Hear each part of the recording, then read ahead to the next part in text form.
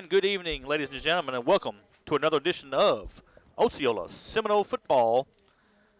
Tonight, your Osceola Seminoles are in the state semifinals, the Final Four, as they play the Camden Harmony Grove Hornets here from Seminole Stadium. And, folks, we've got a nice night for football. We've got a nice crowd filling in on both sides. Wind is blowing probably about 15 miles an hour out of the north, so you can see them flags on the field. You can see exactly which way the wind's blowing. Bobby, at this time, if you'll read the AAA announcement.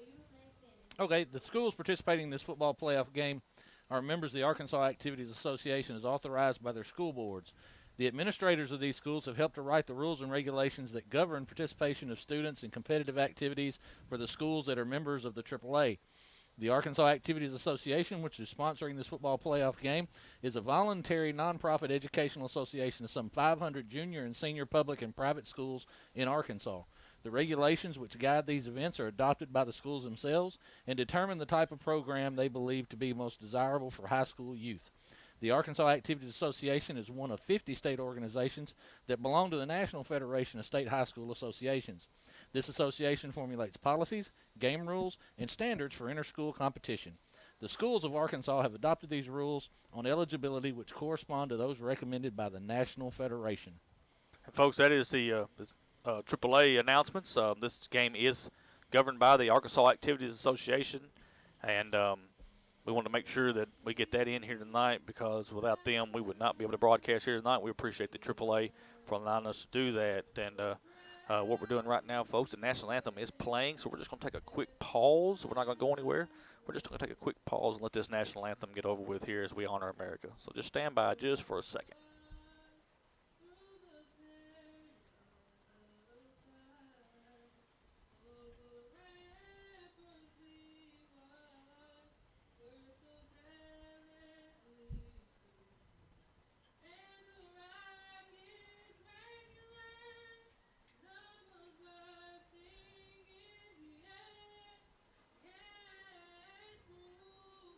Again, if you're just joining us, we are standing by for the national anthem. Just stand by.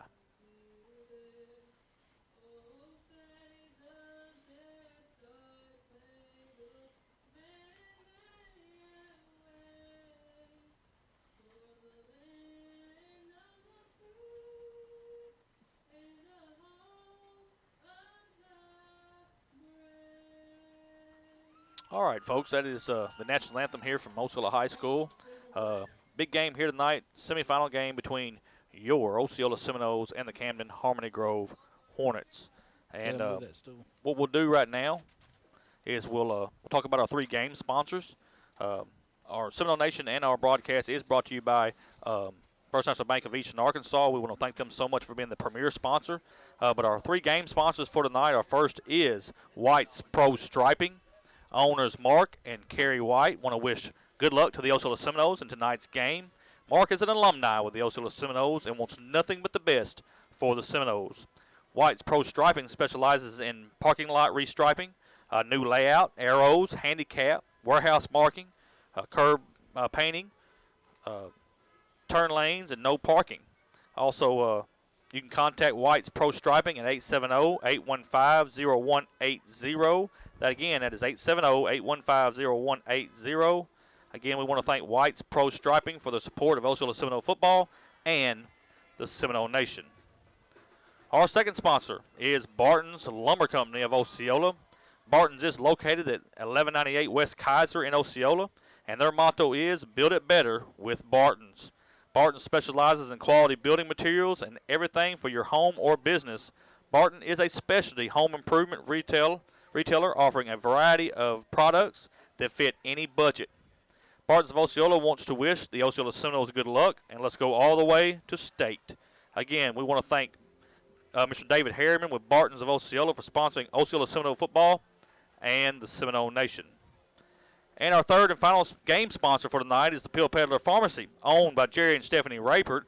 The Pill Peddler specializes in pharmacy, drugstore, and gift shop. The Pill Peddler has a big supply of gifts for everyone for Christmas time, so go check out the selection. The Pill Peddler is located at 1740 US 61 South in Osceola, and they can be reached at 870-563-0777. The Pill Peddler Pharmacy. We're happy when you're healthy. Again, thank you to Pill Peddler Pharmacy for sponsoring Osceola Seminole Athletics and the Seminole Nation. So that's our 3 game sponsors for tonight. You'll see all the sponsors of the Seminole Nation as we go along here on our screen, and without them, this could not be possible.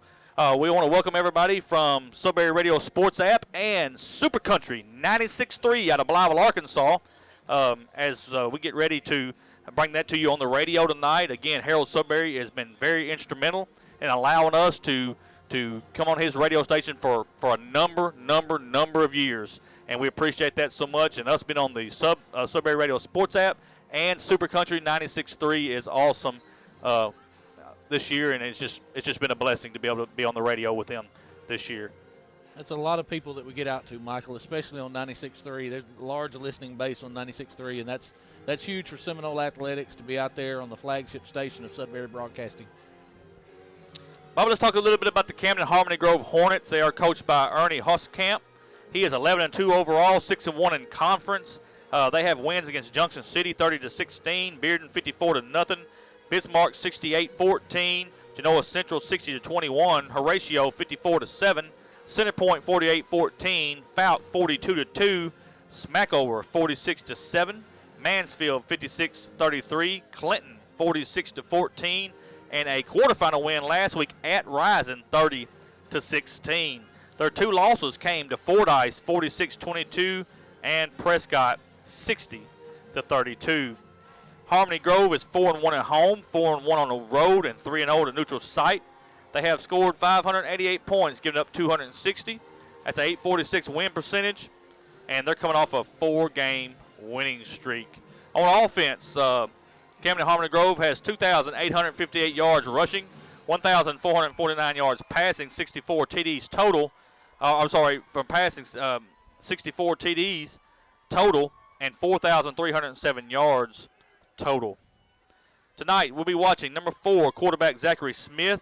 He is 75 for 153 through the air for 1,449 yards passing, 17 touchdowns, 38 rushes for 95 yards. He's got a total of 1,544 yards on offense, 4 touchdowns. On the rushing side, folks, this is where their bread and butter's at. Number 3, running back Zaylen Falls. He's got 97 carries for 986 yards, 14 touchdowns. He's also got 21 catches for 340 yards and 6 touchdowns for a total of 1,326 yards. The other running back that can flat out go is number 7, Mecca Arnold, 99 carries for 800 yards, 13 touchdowns. Got 6 catches for 76 yards and 1 touchdown for a total of 876 yards. 2 receivers that we're watching. Number 30, Damian Daniel. He's got 28 catches for 722 yards and 6 touchdowns. He's also got 11 rushes for 218 yards and 3 touchdowns for 940 yards total. And then number 1, Jeremy Edwards, 13 catches for 221 yards and 1 touchdown, 24 carries rushing for 277 yards, 5 touchdowns for a total of 498 yards. So, Bobby, looking at Camden Harmony Grove, they want to run the football, and they'll run it out of numerous formations, but they want to run the football. But when that run's just not working, they can throw it too. So they can do it both ways, dual threat. And they're very similar to what we saw last week against Melbourne, a team that's going to run out of the spread. They're gonna run the read option a lot with the quarterback, but Camden Harmony Grove is much more run-oriented program, and they're not as efficient in the passing game, I think, as Melbourne was and what we saw last week. It just boils down to good disciplined defense. You know, we're going to see a healthy dose of the inside run. The running back for Camden Harmony Grove is very good. He's quick. He hits the hole hard. He's a powerful runner, and you know we're going to have to step up and stop the run. I think that's one of the keys to the game. We can stop the run, force them to throw, force the quarterback to beat us. We'll be in pretty good shape tonight. So, folks, that is the scouting report on the Camden Harmony Grove Hornets. What we're going to do right now is take a timeout, let our sponsors get a word in. You are listening to Osceola Seminole Football. We'll be back in 2 minutes.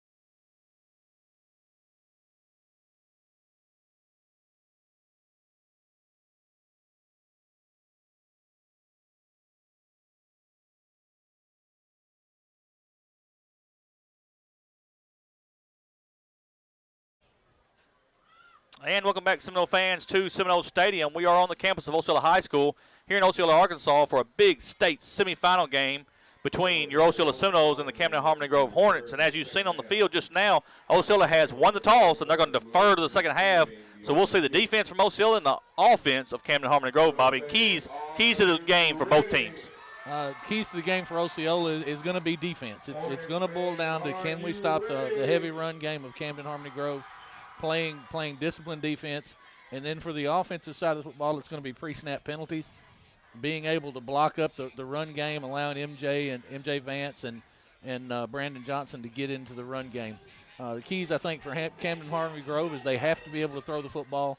If they rely too heavily on the run, Osceola will stack the box, and they're going to have difficult sledding. And offensively, or defensively, they're going to have to be able to contain MJ Vance. We all know that as MJ goes, the Seminoles go. We have the playmakers on the outside. They're going to have to defend the wide receiver screen, the tunnel screen, the bubble screen, and be efficient in their defense. Camden Harmony Grove is out on the field. They are run through their run-up. They brought the Hornet run through here tonight, and all the cheerleaders are out on the field. Seminoles are in their run-through right now. Folks, we got about a 16-mile-an-hour wind, so our Seminole, he's doing all he can to stand up, and here comes your Osceola Seminoles.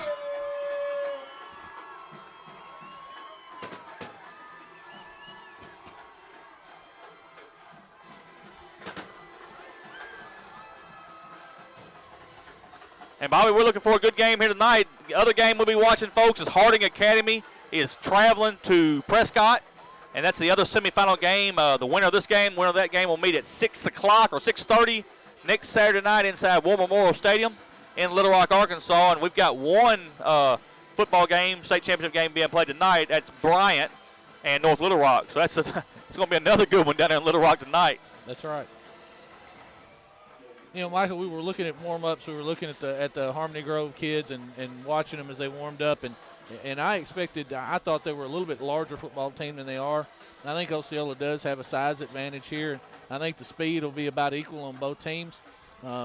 This may come down to coaching and scheme and formation and which team wants it more. And we've seen Osceola several times through the year just bear down in a football game and pull through. So I agree. They're very quick. And you give them a crease, they're going to take it to the house.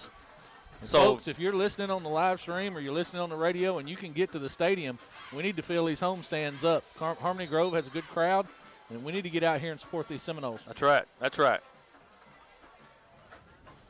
12 minutes is on the clock. Seminoles have come on the field. Deep to receive for the Camden and Harmony Grove Hornets.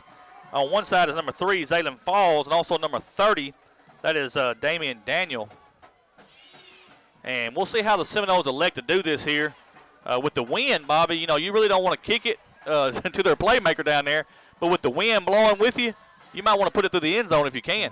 You're right. We're going to have 15 to 20-mile-an-hour winds out of the north all night, and they're really ripping down there now. So, if you can get the football up in the air and get some push and get it in the end zone, that'd be a plus.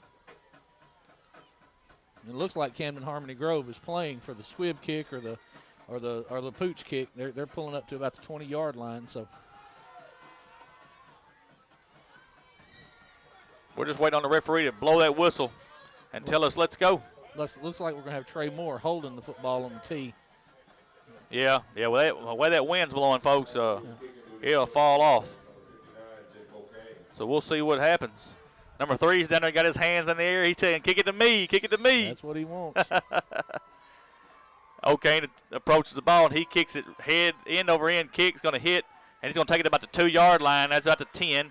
Across the 15, trying to get to the 20. He does get to the 20, and going to go down over about the 24, 25-yard line. It'll be 1st and 10 for Camden Harmony Grove. A solid coverage there by the Seminoles. Football was kicked deep. They kicked it away from the playmaker, number 3, Zaylen Falls. Stayed in their lanes, and is a solid coverage there, solid kick coverage from the Seminoles. First offensive possession for the Harmony Grove Hornets. They got 3 wide receivers to the near side, 1 to the far side. Shotgun formation. And there's the snap. They're going to give it to the running back. He's across the 25. Got him stopped for a minimal gain up to about the 29-yard line. So it'll be about a 4-yard gain, be 2nd and 6. And that's about what you expected. They come out and run in the inside zone, and we had Rod Hale there and A.J. Harris on the tackle, making good plays there. Not a bad start for the Seminoles. They know they're going to get a heavy dose of the inside zone. 2 wide receivers to the near side. Double wing formation, shotgun for the quarterback.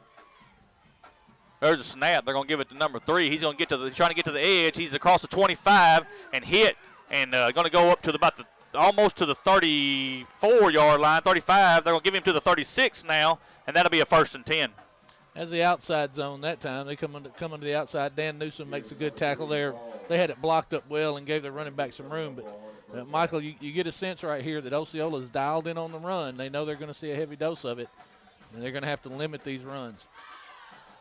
They got a man out wide. They don't see him.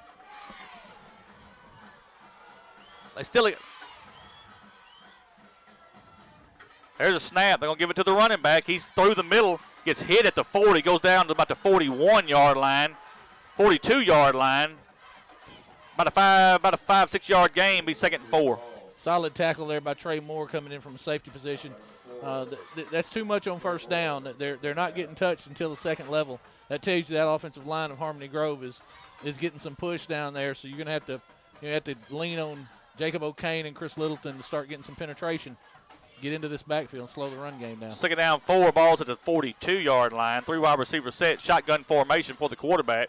There is a snap. Going to give it to number 7. He's going to he's got a crease. He's trying to come back. He's across the 45, or right at the 45-yard line. So it's going to bring up a 3rd and 1 for Harmony Grove. Good solid play there by Brandon Johnson. We had a run blitz on. Brandon comes on the run blitz and circles all the way around and makes the tackle from behind. That's a good defensive strategy there. And we knew, we talked to Coach Hooks on the Coaches Show about this. Were you going to have to blitz to stop the run? 3rd down and 1. Double wing formation once again. Shotgun for the quarterback. There's a snap. He's going to give it to the up back. He's across the 46 up to about the 48-yard line. That will be enough for a 1st down, 1st and 10 for the Hornets. That's another good inside zone there, and a good tackle by Rod Hale. He's standing there from a defensive end position, stepping in and making that tackle. You only give up about 3 on that run. Problem was it was only 3rd and 2. Right. Short field. Or short distance, I'm sorry. Ball sitting at the 48-yard line. Harmony Grove comes to the line of scrimmage. 2 wide receivers to the far side, 1 on the near side. Double wing formation, shotgun for the quarterback. There's a snap. Quarterback's going to hand it to number 7. He's got positive yards across the 50, down to the 45, and going to be down at about the 44-yard line. Good gain there. It's going to bring up about 3 yards for the Hornets. And we had an inside blitz going there. Michael had a run blitz on the inside, looking for the inside zone. They just pop it to the outside, and we had contain. Everybody was jammed up on the inside. Still, speed of the Seminoles limits that game. 2nd and 2 for Camden Harmony Grove. Ball is at the 44-yard line of Osceola. There's a snap. Going to give it to the running back. He's trying to get to the outside, and still trying to get to the outside. And they got him for a loss. Loss back to the 49. Well, they're going to give him forward progress. They're going to give him forward progress to the 47-yard line. It's going to bring up a 3rd down, 3rd and about 5, Bobby. I don't understand the forward progress rule there. He was driven back, but again, we've seen this out of Chris Littleton for the last 2 weeks. He's getting good penetration through the line of scrimmage, getting into the backfield, slowing that runner down, getting involved in the run game, and it's cleaned up there by Greg Hooks. 3rd and 5 here, shotgun formation one more time. There's a snap. Quarterback's going to give it to number 7. He's hit at the line of scrimmage. Gets away up to about they're going to give him up to right at the 43-yard line. It's going to bring up a 4th and 1. And, Bobby, they had him at the line of scrimmage that time. Yeah, Michael, he's hit at the line of scrimmage. I think it was Jacob O'Kane that hit him at the line of scrimmage. But the young man was able to spin off and get positive yardage. Number 7, Mecca Arnold, that's their stud running back. We got to get him on the ground. They're hitting him. We're getting penetration. We're getting into the backfield. We just got to find a way to get him on the ground. 4th and 1. Seminoles got to be real good on defense here to stop them. Shotgun formation. There's a snap. They're going to give it to number 7, and he's going to have positive yards up to the 35-yard line. And that'll be a 1st and 10 for Harmony Grove. And right now, the run game is working, Bobby. They are being successful in the run, and it's just a very simple inside zone. And we've seen it all year. We know that it's an issue for the line of the defensive front of the Seminoles. And again, you're going to have some linebacker support and play discipline, stay in your lanes. Ball sent at the 35-yard line of Osceola. Got one wide receiver to the near side, one to the far side. Double wing formation. Quarterback's in the shotgun. And yeah, we got a false start. I think number 2. Yeah, number 2 and number 1 both. Number 1 was in the slot. He jumped. Number 2 in the backfield jumped. Be a 5-yard penalty to go back to the 40-yard line. Be 1st and 15 for the Hornets. And here's an opportunity for the Seminoles right here. You know, we've been giving up first downs on this first drive, but they've not been chunk plays. You know, they're getting 4, 5, 6 yards on these run plays. You got them at 1st and 15 right now. Right here, we have to play smart. You've got to hold them back, try to get off field, get the defense off field. 1st and 15 for the Hornets. 2 wide receivers to the far side, 1 to the near side. Double wing formation for the running backs. Quarterback's in the shotgun. There's a snap. They're going to give it to number 2. He's got a hold in the backfield. They're going to have him for a loss all the way back to about the 44-yard line. It'll be a 4-yard loss. Going to bring up second down, 2nd and 19. And there's super sophomore Dontaven Littleton. You know, we talked to Dontaven today at the team meal, and he was ready to go, fired up and ready to play. Dontaven shows his speed there, gets his hand on him, and Javion Wiley comes in and cleans it up. That's a solid defensive play for the Seminoles. That's what we've seen all year, the ability to get penetration and get involved in the read option game in these inside zones. That's a positive for the Seminoles. 2nd down, 19. Ball's right outside the 44-yard line of Osceola. There's a snap. Quarterback's going to run this time, and he's hit and just going to fall forward to the 40-yard line. Be a 4-yard gain. It's going to bring up 3rd and 15 for the Hornets. And that's just a quarterback draw, design quarterback run there. I saw MJ Vance on the field out there on that tackle, Trey Moore on the tackle. It's a good job there defensively to stop the quarterback draw. And you've got him in 3rd and long. This is where Osceola wants to be. Might see the first pass of the game this time. We'll see. They're going to have 1 wide receiver to the far side. Now 2 wide receivers to the far side, 1 to the near side. Pistol formation this time. We've seen that, and they usually like to run it down your throat in this position. There's a snap, and they are going to give it to the running back, and he's trying to get to the outside. Seminoles had him bottled up, and he's just shifty, but they're going to have him for a loss, a 2-yard loss. That's going to bring up 4th and 17. And Bobby, that time he's shifty. You got to put him on the ground. That's a different set that we've seen there, Michael. We saw that on film, and they do like to run power football out of that set. But that's kind of a confusing look for me for Camden Harmony Grove, and he is shifty and he does make people miss. But good defense by the Seminoles, and you got a 4th and long here. 4th and 17. They're going to go for it. 4 wide receivers set, shotgun formation. There's a snap. They're going to give it to the running back. He's trying to get back. He's going to cross the gain. He's trying to get to the outside, and if they can put him down over there, he's going to be stopped, and the Seminoles are going to take over on downs, and that's the first big stop of the game for Osceola. No chance there. That play never had any chance. It was sniffed out by the Seminole defense right off the bat. Again, we talk about this every week, Michael, and this may be the fastest team we've played. This may be the one team we've seen this year that can match us speed for speed. But stretching the Seminoles sideline to sideline is a difficult task. We've got that back half of the Seminole defense is very, very fast. Ball is going to be sitting on the 38-yard line of Osceola. We've got 4:32 left in the first quarter. 0-0 is your score, and Osceola will have their first possession. 2 wide receivers to the near side. 2 to the far side. Shotgun formation. Vance is your quarterback. Johnson is your lone running back. He's going to go into motion. There's a snap. Vance is going to look to throw. Still looking to throw, and he just don't have anywhere to go because the snap was on the ground, Bobby.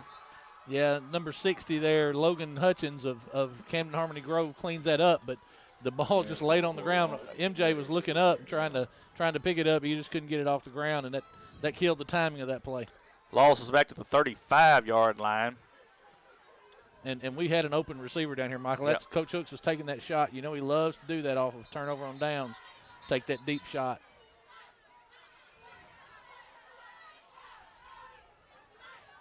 Got to stop it to play. Yep. Now they're going to run it. Everything's in tight this time. All receivers are in tight. They got 1 wide receiver to the far side, shotgun formation. So they're trying to draw them off sides. And there's a snap. Going to give it to Brandon Johnson. Now they're going to throw it. And he's across the 50. That's a big pass across the 45 down to the 44-yard line. That's Trey Moore on the slant, Bobby. Mr. Dependable himself, Trey Moore. And Michael, we talk about this every week. You give us 8-9 yards of cushion on the football off the line of scrimmage for our receivers, and we're going to hit you on those slants and those wide receiver screens, and that's exactly what happened. Ball's into the 45-yard line of Camden, Harmon, and Grove. Now we got 3 wide receivers to the near side, 2 to the far side, shotgun formation. Here's a snap. Quarterback's going to look to throw. He's still looking to throw. It's tipped, and it's caught by number 13. That's Stephon Coleman. And he'll have enough for a first down at the 31. That's pure luck, Bobby. That ball was intended for Greg Hooks. Greg was inside the wide out on the left side, and he was open there too, Michael. And what they're looking for is they're looking for that cushion. Which defensive back is giving us cushion? Which one's playing press? 4 wide receivers set one more time. Ball's at the 31-yard line. Seminoles is now going to reset. MJ Vance is going to go under center now. There's a snap. MJ's going to just run. He's across the 25. He's across the 20. He's still running down to about the 16-yard line and 17-yard line. That'll be a 1st and 10 on the quarterback keeper for MJ Vance. And you know, Michael, we've talked about this all year too. Osceola's going to start going with a little tempo. Kenyon Troop just making a hole there, just making a hole for MJ. That quick hitter there, get MJ out in space and let him run. Officials asking for the play clock to be started or reset. Now we got a whistle again. They want the play clock one more time. Reset. There it goes. And they're going to get the play clock redone here. Seminoles come back to the line of scrimmage. Ball sitting at the 17-yard line. 4 wide receivers set. Everything's in tight. Now MJ's going to go under center one more time. There's a snap. They're going to give it to the man on the side. That's Trey Moore. He's across the fit. No, it's Dan Newsom across the 10 down to the 9-yard line. So that'd be a gain of about almost 8. We'll say it 2nd and 2, Bobby. That's kind of a double wing look there. That the old wing T formation style there. You get Dan behind. Dan's a shorter receiver. You get him behind that line of scrimmage. It's hard to find him, and with his speed, he makes good things happen. The Seminole offense is clicking early, Michael. Ball sitting at the 9-yard line, 2nd and 2. Shotgun formation. Vance is your quarterback. He's got Brandon Johnson to his right. There's the snap. MJ's going to take off. He's across the 10 and took a shot over there. We'll just have to see where they mark it at because it's going to be hard to find out where they mark it. They're going to give him the 8-yard line, I believe, so that's going to bring up a 3rd and 1. And that's just a run, just a design quarterback run there, Michael, that just got stretched out. Again, Harmony Grove can match us with speed, so those outside runs are going to be difficult. 3rd and 1. They're at the 8-yard line. Got to get to the 7. Shotgun formation for Osceola. And there's the snap. MJ's going to run it again. He's across the 5, across the 4, to the 3, to the 2, to the 1. Touchdown, Seminoles. 8-yard touchdown run by MJ Vance. And there it was, just that quarterback run. Just put MJ on the line there and let him take over. And we know he's a load to bring down. He's a truckload, solid, hard runner, and that's the first score of the football game. And that's exactly what you want to do if you're the Seminoles. Get out here and punch him in the mouth. Jacob O'Kane's going to attempt the extra point for Osceola. There's a snap. The hold is down. Kick is up, and it is good. 1:23 left in the first quarter. Osceola 7, Camden Harmony Grove 0. We'll take a timeout. Let our sponsors get a word in. We're back in 30 seconds.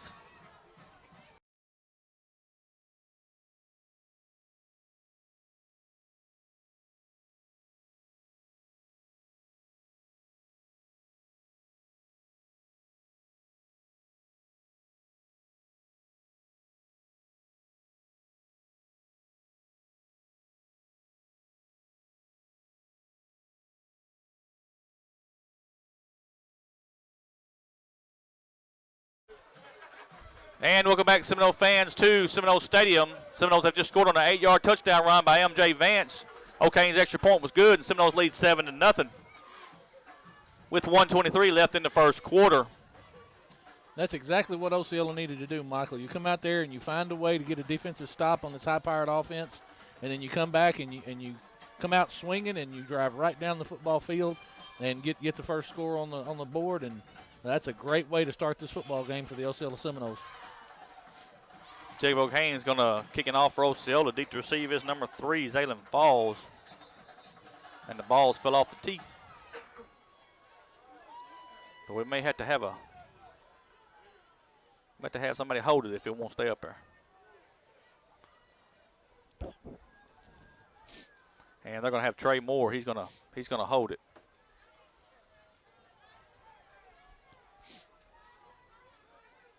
I threw the tee off, so you can't hold the ball with the tee. I don't understand that. I guess not. That's the first time I've seen that. Going to reset the ball. Trey Moore's going to hold it. O'Kane approaches the ball. It's going to be a line drive kick. It's going to go through the end zone. And that's exactly what you wanted. So Camden Harmony Grove will take the ball 1st and 10 on the 20-yard line. They really want to get Zaylen Falls the ball there and kick return. They want him to have that ball in space and be able to get that head of steam coming up the field. And so far, Osceola's done a good job of keeping it away from him. Be 1st and 10 Osceola. 1st and 10 Camden Harmony Grove at the 20-yard line. A little excited there? Yeah. Looking down at the Osceola roster when I said it. Harmony Grove comes to the line of scrimmage. 3 wide receivers to the far side, 1 to the near side. Shotgun formation. There's the snap. Going to give it to the running back. He's got a head of steam, but he's going to be hit at the line of scrimmage. Stood up for 1, maybe 2 yards. Be 2nd and 8 for the Hornets. Dan Newsom and A.J. Harris and Brandon Johnson all in there on that stop. Chris Littleton doing a great job there on the outside zone. That's the Seminole defense we need to see on that run. You know, we need to force Camden Harmony Grove to pass the football. I really don't believe they're as efficient passing the football as they are running it. We need to take them out of their comfort zone and make them play from an area they're not comfortable. Ball hit at the 22-yard line. 3 wide receivers to the near side, 1 to the far side. Shotgun formation. There's a snap. Quarterback's going to roll to his right. He's going to look to throw. Still looking to throw. Throws across the middle, and it is incomplete. Good job by Anthony Harris Jr. on knocking that ball away. I'm sorry. Littleton, yeah. Don Taven comes across, and he's playing inside linebacker. He's got responsibility for that running back, Zaylen Falls. What he's doing is he's just kind of squirting out there into the opening of that zone right there in the middle of the field. We've seen other teams have success in the middle of the field against Osceola in their zone defense. So it's a good job by Don Taven. 3rd down, 3rd and 8. Everything's in tight on the far side for the Hornets. Shotgun formation. There's a snap. They're going to give it to number 3. He's trying to get to the outside. He was hit, makes a good move, but he's going to be hit for a loss. And the Seminoles have got him, and that's going to be a loss for the Hornets. Another good play by Don Taven Littleton. Don Taven's in the backfield, gets penetration. He doesn't get him on the ground, but he slows him up enough that Dennis Davis comes across, cleans it up, and gets that running back on the ground. That is a solid defensive series by the Seminoles. Osceola has called timeout. We'll explain it when we come back. We'll take a timeout, let our sponsors get a word in. We're back in 30 seconds.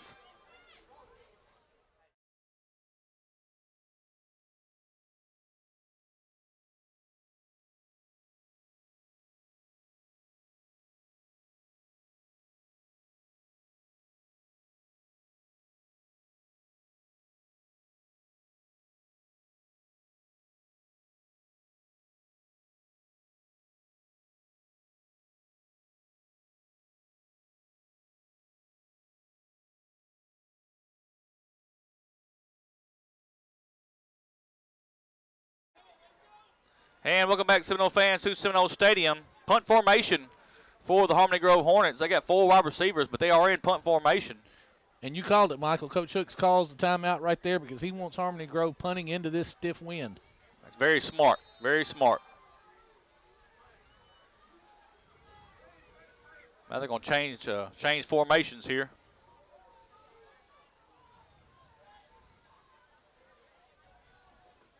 Waiting on the snap, folks. There is a snap.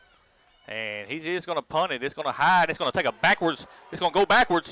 And they're going to stop it at about the 33-yard line. And Osceola will have great field position at the 33. And Bobby, I thought that went very good. considering this win. It looked good when it left his foot, but it got up there and just hung up, didn't it? It just kind of died on you. And I'll tell you, that'll come into play later in the game, though, Michael, because that's a dangerous situation for the Seminoles, that ball coming back on you like that, and you're trying to get downfield and block, and all it has to do is drop on a shoulder pad or on a foot or something, and we'll have a turnover situation. But you couldn't ask for a better outcome right there for the Seminoles. 2 wide receivers to the near side, 2 to the far side. Shotgun formation. Vance is your quarterback. Brandon Johnson's to his left.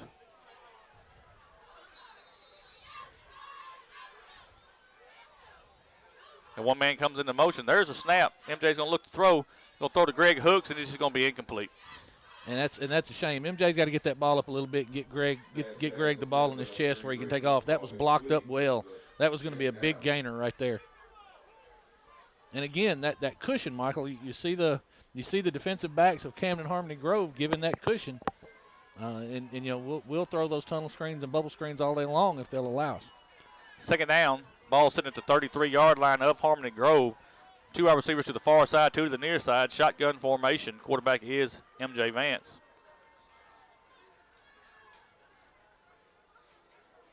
And there's a snap.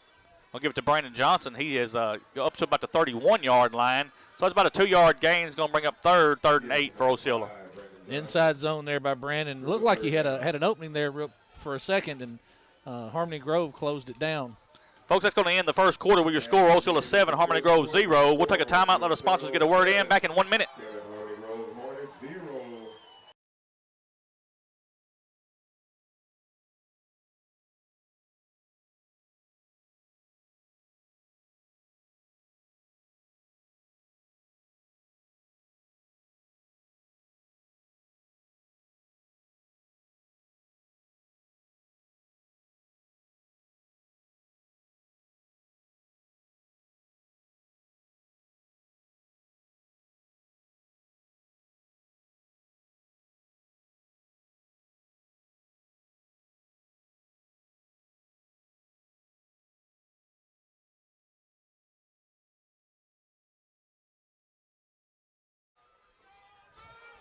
And welcome back, Seminole fans, to Seminole Stadium. It's going to bring up third and 8. Ball sitting on the 31-yard line of Harmony Grove. And, Bob, we talked about it just real quick.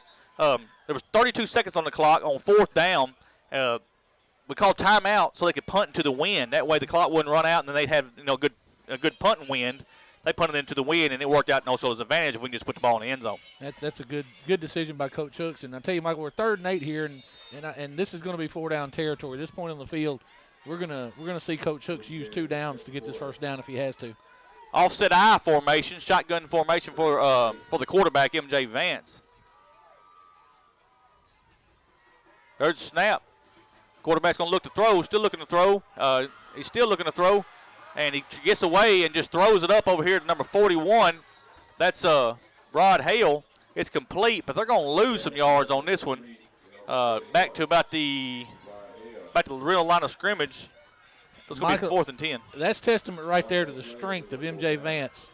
Number 69, Devin Berry, had him in his grasp and was pulling him down, and MJ just powered out of it to throw the football. That could have been a much worse loss than what it was there. 4th and 10 for Osceola. Big down here. They need them 10 yards. They need around the 23-yard line to get the first down. 1 wide receiver to the far side. They got 2 to the near side. Shotgun formation. Vance is your quarterback. There's a snap. Vance is looking to throw. Still looking to throw. He's going to try to run now. It's across the 30, 25. He's across the 20, 15, 10, 5. Touchdown, Seminoles. You want me to say it, Bobby? This is the 3rd week in a row that you're going to see MJ Vance on every news station in the state of Arkansas with that run right there. That is a 33-yard touchdown run by MJ Vance. You gotta give all the credit in the world to Jacob O'Kane right there, Michael. Number 2, Tobias Hicks for Camden Harmony Grove came free and had his eyes and had a bead on MJ and was going to sack him. And Jacob O'Kane comes across the formation and makes a block that keeps that thing open. Jacob O'Kane's going to attempt the extra point in the win. Let's see how this works out. There's a snap. Hold is down. Kick is up, and it is. Oh, wait a minute. We got a stoppage. Michael, I think I was wrong there. I need to apologize to Chris Littleton. We get Chris and Jacob confused all the time. That was Chris Littleton that came across the formation and made that block. Without that block, that play is dead, and we'll be turning the football over on downs. We've got a false start on the extra point. So we're going to have to attempt that extra point one more time.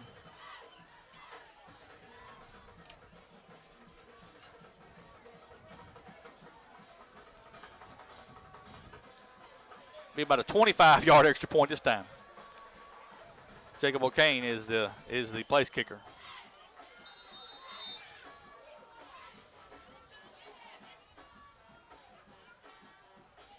There's a snap. The hold is down. The kick is up, and it is. Kick is up, and it's Oh, me. It's good, folks. Barely, but it was good. With your score, Osceola 14, Camden Harmony Grove 0. We'll take a timeout. Let the sponsors get a word in. Back in 30 seconds.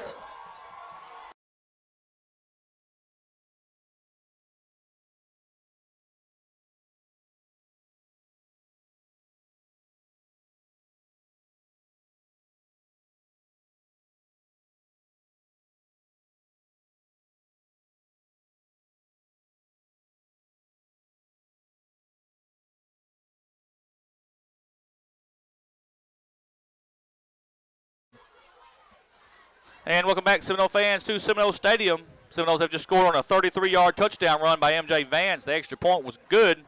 And 14-0 is your score here. Osceola leading Camden Harmony Grove. You know, Michael, we talked about it today after the team meal. You know, I had the opportunity and the privilege to speak to these young men at the team meal. And I told you, I thought they looked ready. I thought they looked pumped and ready to go. You just couldn't ask for a better start to the football game than what we've had here tonight for the Seminoles. Osceola's going to attempt the onside kick here. They're now going to kick into that wind. Okay, attempts the ball, and he's going to kick a high end over end kick. Osceola just needs to go get it off. It didn't go out of bounds. We could have fair catched it, Bobby. But nevertheless. Did you see the football back up? Uh-uh. It went that way, and the wind brought it back.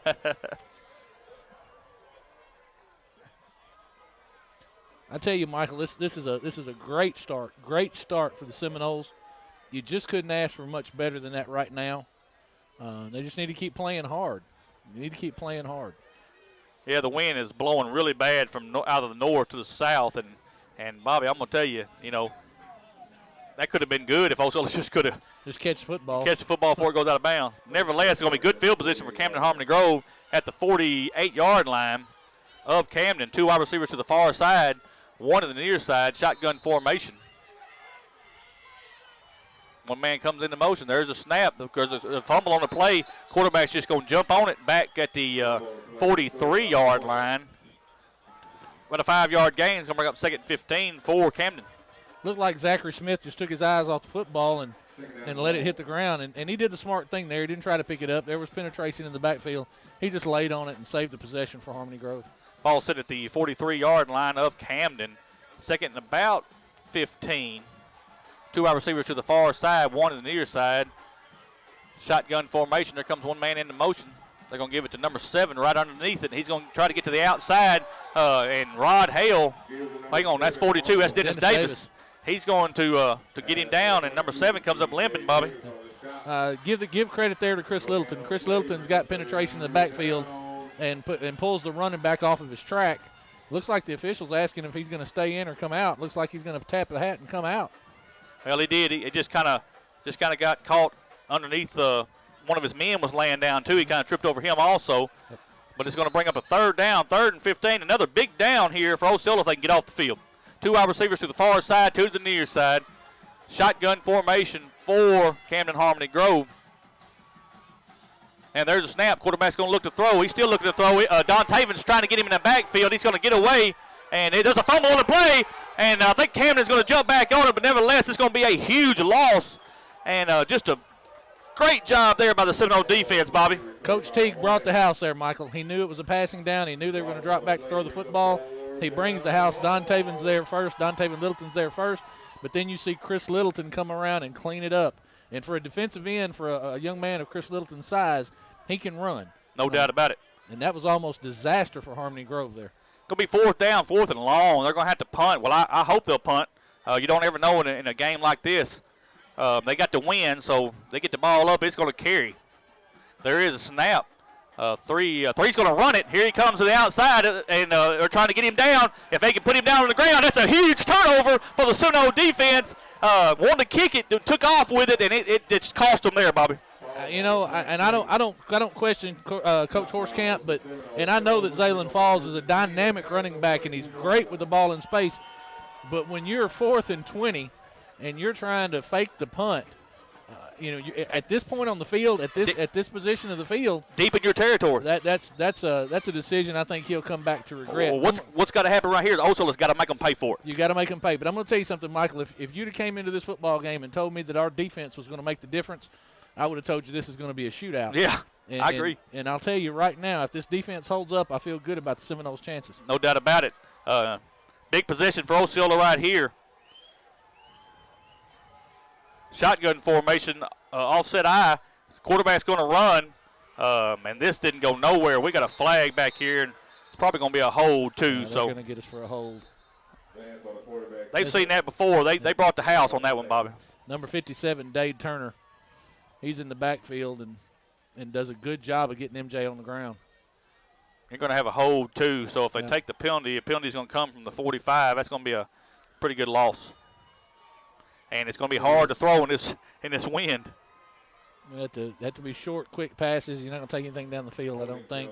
MJ has plenty of arm strength, but it'll be hard to push it downfield at this rate with this wind. Be about first down and 23. Ball's all the way back to the 45-yard line of Osceola. I think that's the first negative for the Seminoles tonight. You got to continue to build here, and we don't need to slip into this penalty happiness thing. Seminoles going to change formation. Going to go under center. One man comes into motion. There's a snap. Going to give it to Stephon Coleman. He's across the 45, across the 50, trying to bounce it out to the 49-yard line. That's still a good run by Stephon Coleman back in Camden territory. Not a bad run there by Stephon, the jet action sweep. Saw a good block out there by Bill Estelle, working hard. Chris Williams working hard, trying to get an opening for Stephon. We know about Stephan's speed. But Osceola just needs to settle down here on offense and continue to progress and make gain positive yards here. Ball sent it to 49-yard line of Camden. Be second and about 16. One man comes into motion. There's a snap. They're going to give it to the running back through. He's across the 45. Brandon Johnson's across the 40. Hits a man, knocks him down, and going to go down to about the 38-yard to 7-yard line. It's going to bring up a third down, third and about 5 for Osceola. We saw that last week, Michael. We had a lot of success last week with the motion there from the jet action sweep. Looked like you're going to do that, and you run the inside zone across the formation. And again, Brandon's clean going through the line of scrimmage. He had a pretty significant touchdown last week running that play, so it's a good look for the Seminoles. Shotgun formation for Osceola, 3rd and 5, very manageable. One man comes into motion. There's a snap. Going to give it to Dan Newsom. He's across the 35 up to about the 33-yard line, and that's going to be a 4th down, 4th and 1 is what it's looking like. Yeah, 4th and a short one there, and we're going to see at this point on the field, Coach Cook's going to go for this. Yeah, no doubt about it. They just need 1 yard. You got to hope your quarterback can get that, and you know that their defense is going to sell out to that. Get in behind Kenyon Troop and push forward. Here we go. 4th down, 4th and 1. Quarterback's under center here. Hard count, try to draw them off sides. Yep. 9 on the play clock. I think we're going to see a timeout here from Coach Hooks. Yep, that's exactly what's going to happen. Osceola's going to call a timeout with 6:26 left in the second quarter. With your score, Osceola 14, Camden, Harmony Grove 0. We're going to take a timeout. We'll be back in 30 seconds.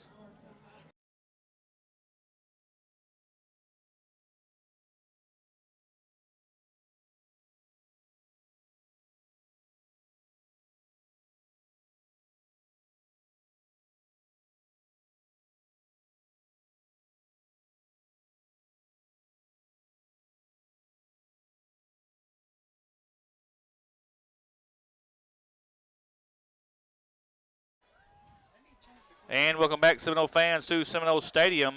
It's going to be a 4th and 1 for Osceola. 6:26 left in the second quarter. 14-0 Osceola leading. And again, we want to thank Barton's of Osceola We want to thank the Pill Peddler and White's Striping for being our game sponsors here tonight. Thank you so much. 4th and 1, here we go. Ball sitting at the 33. We got to get to the 32-yard line. 2 wide receivers to the near side, 1 to the far side. 4th down and 1 no. Quarterback's going to be under center. We need 1 yard. Big down here for Osceola. One man comes into motion, and there's a fumble on the play. MJ Vance, and he's going to get it back, and he's going to go forward. But, folks, it's going to be close. I don't think so. I think he's about a half a yard short. Looks like he's a little bit short, Michael. Yep, he's going to be short if it's marked right there. Yep. Folks, he fumbled the snap, and that's what got him, and he almost got it back, but he just could not get the first down, and that's a big turnover. This is where we can't let momentum sneak away from us, Michael. We got 6 minutes to go in the half. We get the football to start the second half, and just need to continue to play defense, play hard. Don't let the big Mo swing for him. Got to play some good football here. Don't let that get you down. It'd be easy to do. First sign of adversity tonight, and let's see how they handle it. 4 wide receiver set for Camden. Ball's marked at the 33-yard line. There is a snap. Quarterback's going to look to throw. He's still looking to throw. Now he comes back across the way. It's tipped in the air, and it's almost intercepted, but it's knocked down. Incomplete. That's Stephon Coleman. Good defense there by Stephon Coleman, and we got the quarterback off of his point. Quarterback likes to go back and sit up in the pocket on their spot. And we got him off his spot with good pressure there. Got some good pressure and some penetration. He has a receiver, but Stephon makes a better defensive play. 2nd down and 10. Again, the ball sitting at the 33-yard line of Camden. 6:13 left, 14-0 Osceola in the second quarter. 4 wide receiver set one more time. Shotgun formation for the quarterback. Here's a snap. They're going to give it to the first man through. He's hit at the line of scrimmage and going to go backwards. Maybe no gain. They're going to say no gain. That's going to bring up 3rd and 10 for Harmony Grove. A host of Seminoles there. Trey Moore, Jacob O'Kane, Dennis Davis on the tackle. And that, Michael, that bodes well for the Seminoles. If we can play the run game the way we're playing it right now defensively, we're in a really, really good spot in this football game. 3rd down, 3rd and 10 for Camden Harmony Grove. Ball again is sitting on the 33-yard line. Another big down here for the Seminoles on defense. 4 wide receiver set, shotgun formation. And there's a snap. Quarterback's going to look to throw, still looking to throw. It's a jump ball, and it's going to be incomplete. Dan Newsom knocks it down, and it's that jump ball we talked about, Bobby. Yeah, that's exactly what it was, and Dan was tracking it. I wish he'd have took another couple of steps back. He'd have fielded it easily. But a good defensive stop by the Seminoles, Michael. They've completely taken the steam out of Camden Harmony Grove, and their offense is not running well at this point. 4th down and punt formation one more time. Their kicker is Zaylen Falls, and folks, we know that's their speedster. So I believe when they'll punt it when the ball goes up in the air, they'll have the win. So.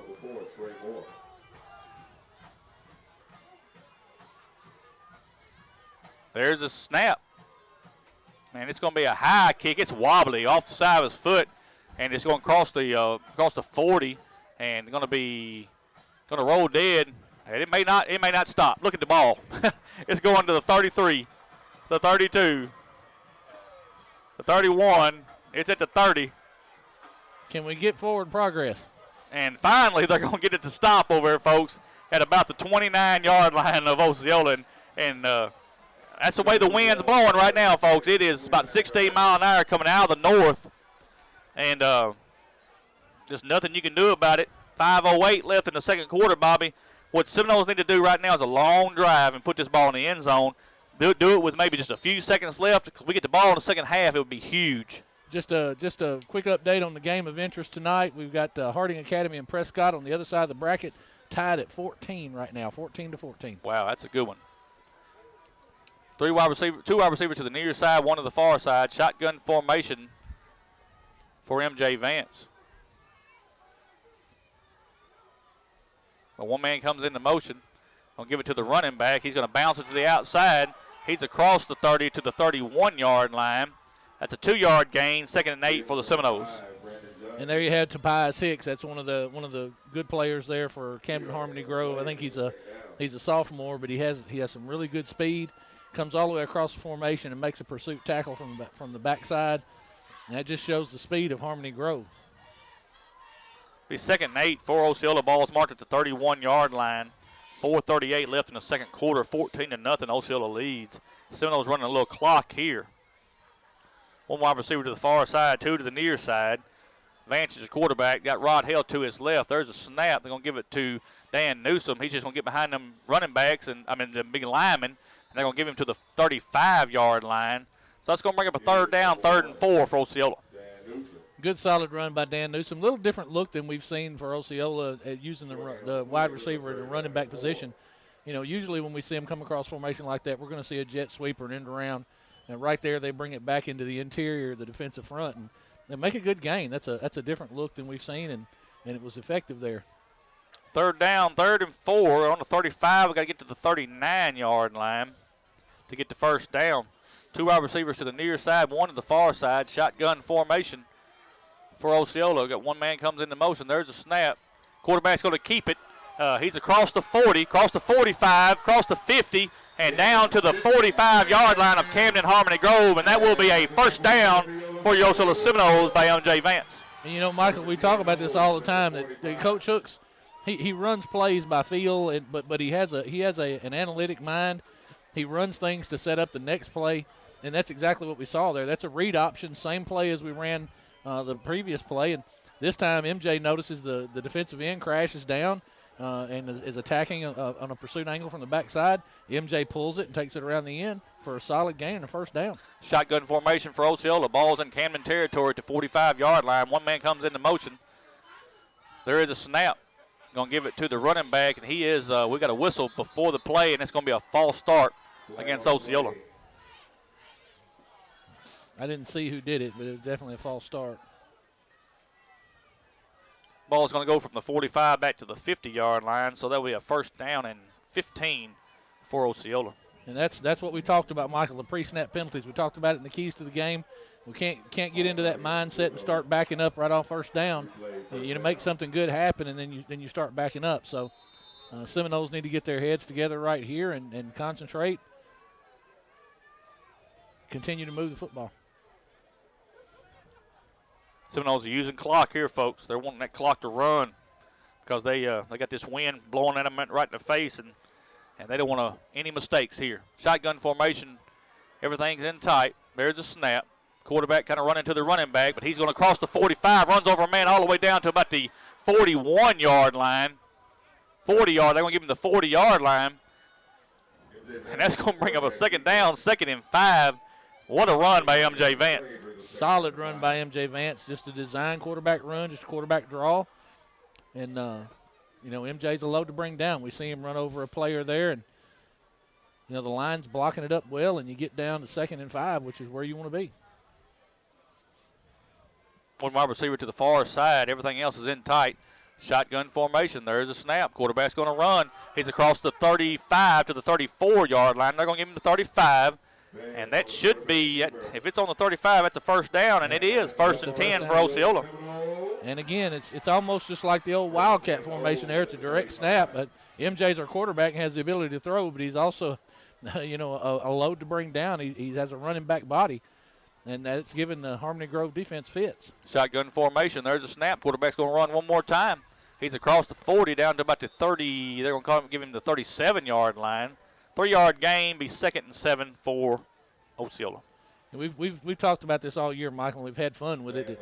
Coach Hooks will run the same play over and over again, and that's the 3rd time for that same play. He'll run it till you stop him.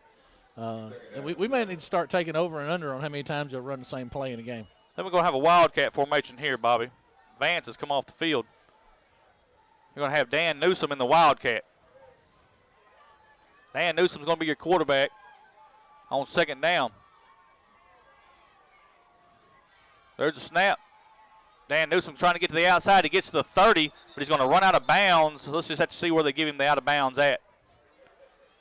I think the 31 maybe. We changed quarterbacks there, Michael, but that's the 4th time for the same play. Yeah. So, yeah, just ran it with a different person. Just a different guy. Let's see what we've seen that on 2-point conversions throughout the year. They've ran that same set with Dan back there, and they've had some success with it. We have 3rd down and 6, what it's going to be. Ball sitting. Well, I moved it back. Now it's on the 32-yard line.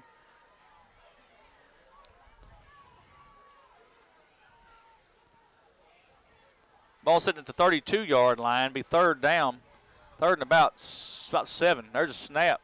Going to give it to the running back. That's Rod Hale. He's trying to get away. He's up to the 28, about the 27-yard line. So it's going to bring up a fourth down. Fourth and about 2. Let's see where they mark it first. They're good at moving it back and forth. Coach Hooks hasn't stopped the clock yet. Looks like he's going to try to use some tempo, get another play in here on fourth down. 4th and 2. They got to get to the 25. They're under center, and I think that's what they're going to do is take a timeout. Seminoles have taken a timeout. We're going to take a quick timeout with them. You're listening to Osceola Seminole football. We'll be back in 30 seconds.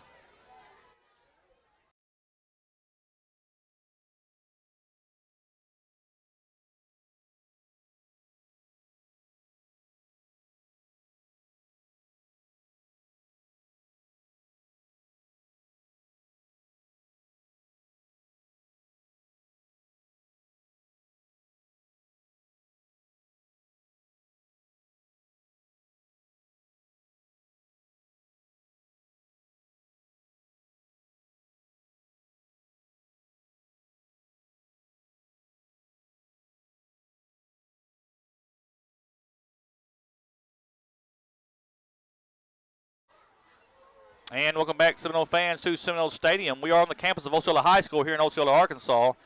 Seminoles going to have it 4th down and 2, sitting on about the 27-yard line. Got to get to the 25-yard line, leading 14-0 with 32 seconds left in the second quarter. Shotgun formation for Vance. He's got 2 wide receivers to the near side, 1 to the far side.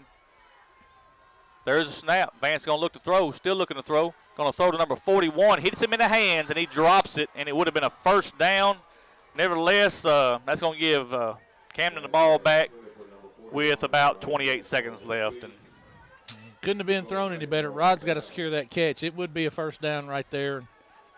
Just a running back flare out of the backfield, and Rod's just got to catch football. But I got to tell you, Michael, so far, we've had a couple of plays where the offense has struggled to make a fourth down. The defense has responded. You're 14-0. You got 28 seconds to go in the first half. Play solid defense here and go into the locker room with a 14-point lead. I think everybody in the stadium would be okay with that if you told them that coming in. Shotgun formation for Camden. There's a snap. Quarterback's going to look to throw. He's still looking to throw. Here comes the screen, but it is knocked down, and we've got a flag also thrown by the umpire, and we'll just have to see what that flag's about. Great job by A.J. Harris. He reads the screen. They're trying to set up a running back screen, and A.J. just reads it and knocks the ball down. Now, Michael, I think that they ran into the receiver, but on that running back screen, you can do that. Hang on, we're going to find out. No, they waved it off. They waved it off. So that's probably exactly what it was, Bobby. So it'd be 2nd down and 10. Ball sitting at the 27-yard line of Camden. 24 seconds left in the half. Diagnosed very well by the Osceola defense. And A.J., you'd like to see him grab that football out of the air. He did that a couple of weeks ago. So I agree. We got 2nd and 10. Ball sitting at the 27-yard line of Camden. They're going to have 2 wide receivers to the near side. Now they're going to have 3 to the near side, 1 to the far side. Shotgun formation for the quarterback. There's the snap. Quarterback's going to look to throw. He's still looking to throw. Now he's going to roll. Still rolling. And he's going to throw deep. And it's going to be overthrown, and it's going to be incomplete. And Camden's asking for a flag over there. Harmony Grove's asking for a flag, but I didn't see any interference there. They just got their feet tangled up and went down together. Yeah, it was way overthrown, too. And the ball was way overthrown. And they're in a good position to throw the football right here. You got to give the quarterback some credit there. He makes a play with his legs. Zachary Smith gets out there and eludes the sack rush and has the opportunity to make a big play. It's going to bring up a 3rd down. 3 wide receivers to this side, to the near side. 2 wide receivers to the near side, 2 to the far side. Shotgun formation. There's a snap. Quarterback's going to look to throw. He's got a man he's trying to get to and hits Trey Moore right in the hands, and it just falls incomplete. And that's going to bring up 4th down. And, Bobby, I'm really surprised that they didn't run something that they'd make sure the clock runs out, because now they're going to have to punt with 10 seconds left.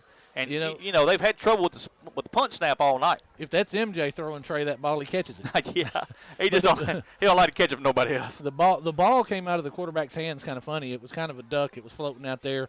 That was a critical mistake there by Smith. You cannot throw that ball on the inside of the field. The ball's got to be to the outside where the receiver is the only one that can make them play. And that was another avoided disaster by Camden Harmony Grove. Punt formation for Camden Harmony Grove. There is a snap. And it's going to be a high end-over-end kick. It's going to be hit the 40. Going to go across the 35 to the 30, to the 25. And it's going to run this clock out, so it doesn't matter. It can run all the way down to the goal line now, because that's going to end the first half with your score Osceola 14, Camden Harmony Grove 0. And, Bobby, what a first half by your Osceola Seminoles.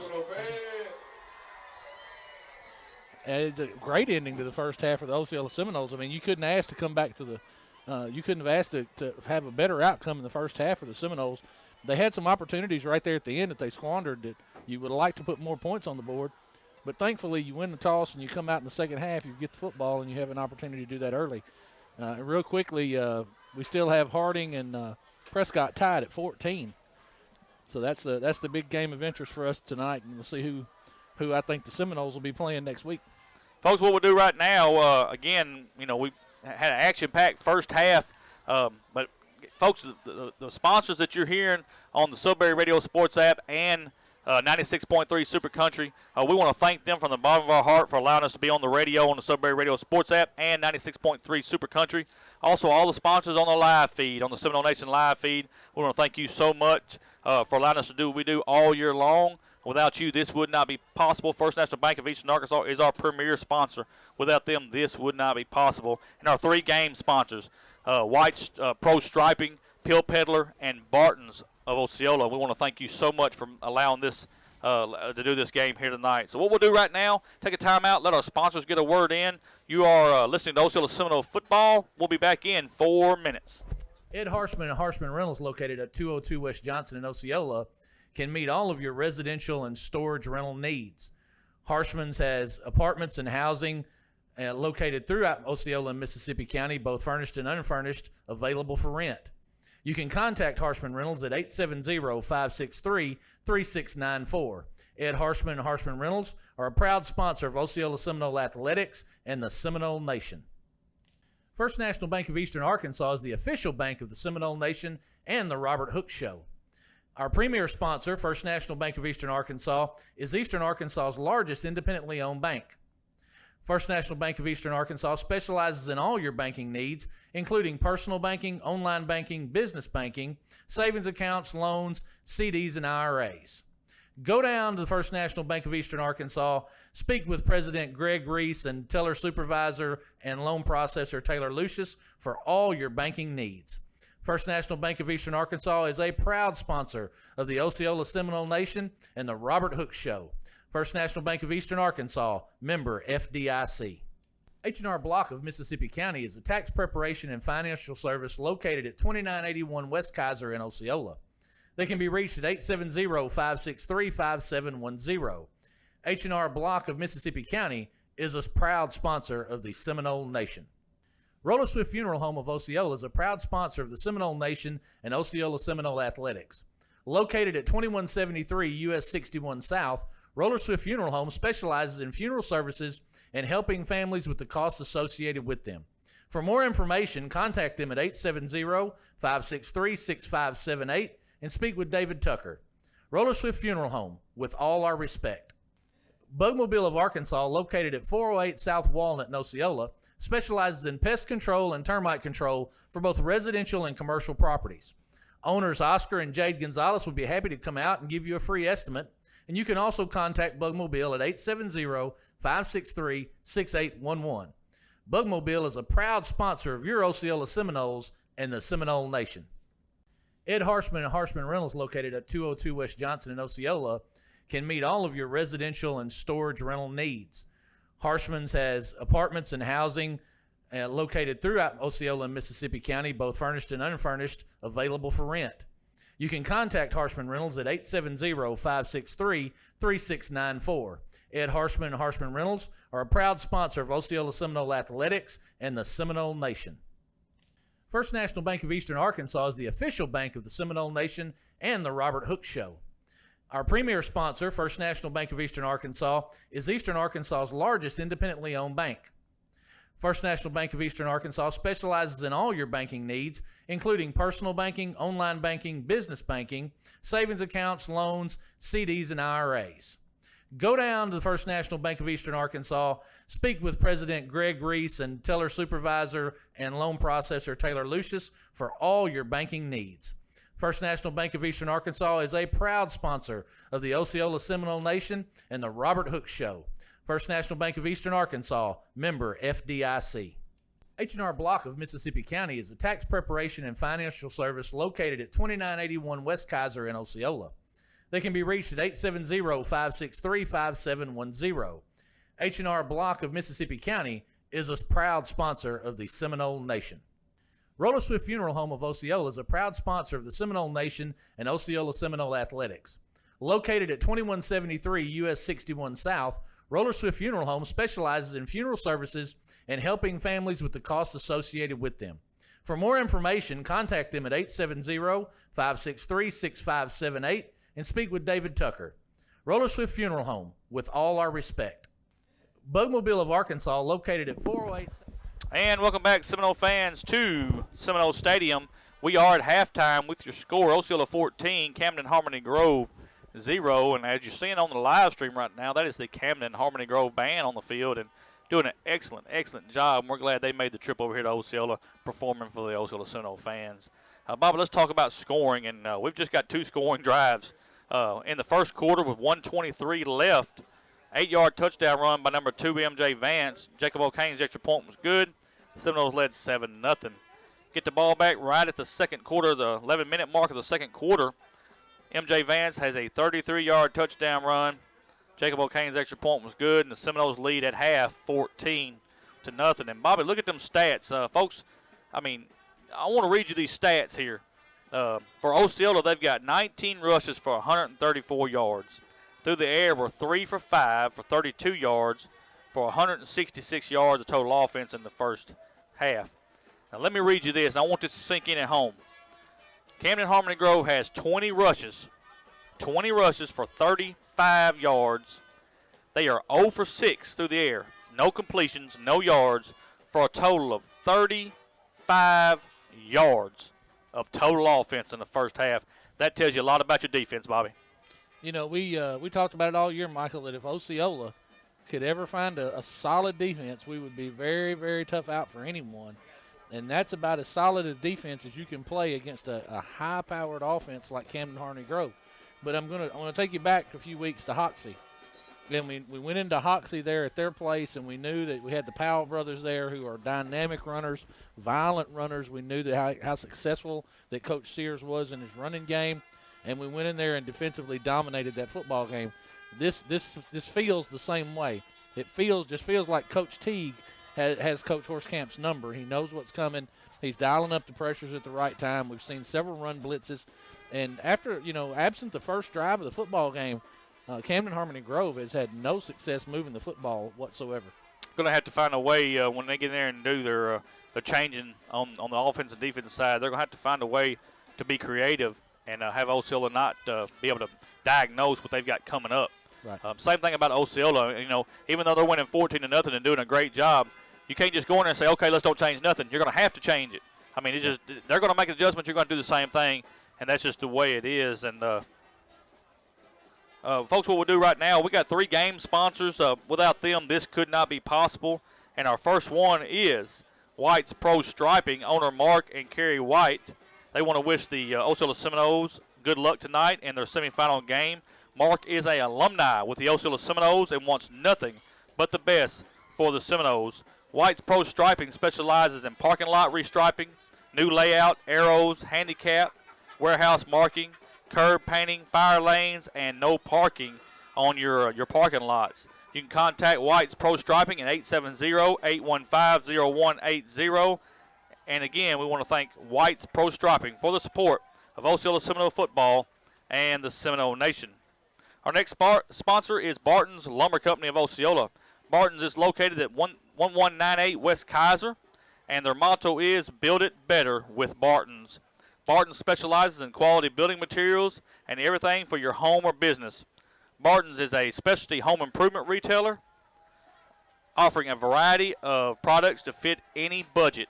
Barton's of Osceola wants to wish the Osceola Seminoles good luck, and let's go all the way to the state. Again, we want to thank David Harriman with Barton's of Osceola for sponsoring Osceola Seminole football and the Seminole Nation. And our other game sponsor is the Pill Peddler Pharmacy, owned by Jerry and Stephanie Raper. The Pill Peddler specializes in pharmacy, drugstore, and gift shop. The Pill Peddler has a big supply of gifts for everyone for Christmas time, so go check out their selection. The Pill Peddler is located at 1740 US 61 South in Osceola, and they can be reached at 870-563-0777.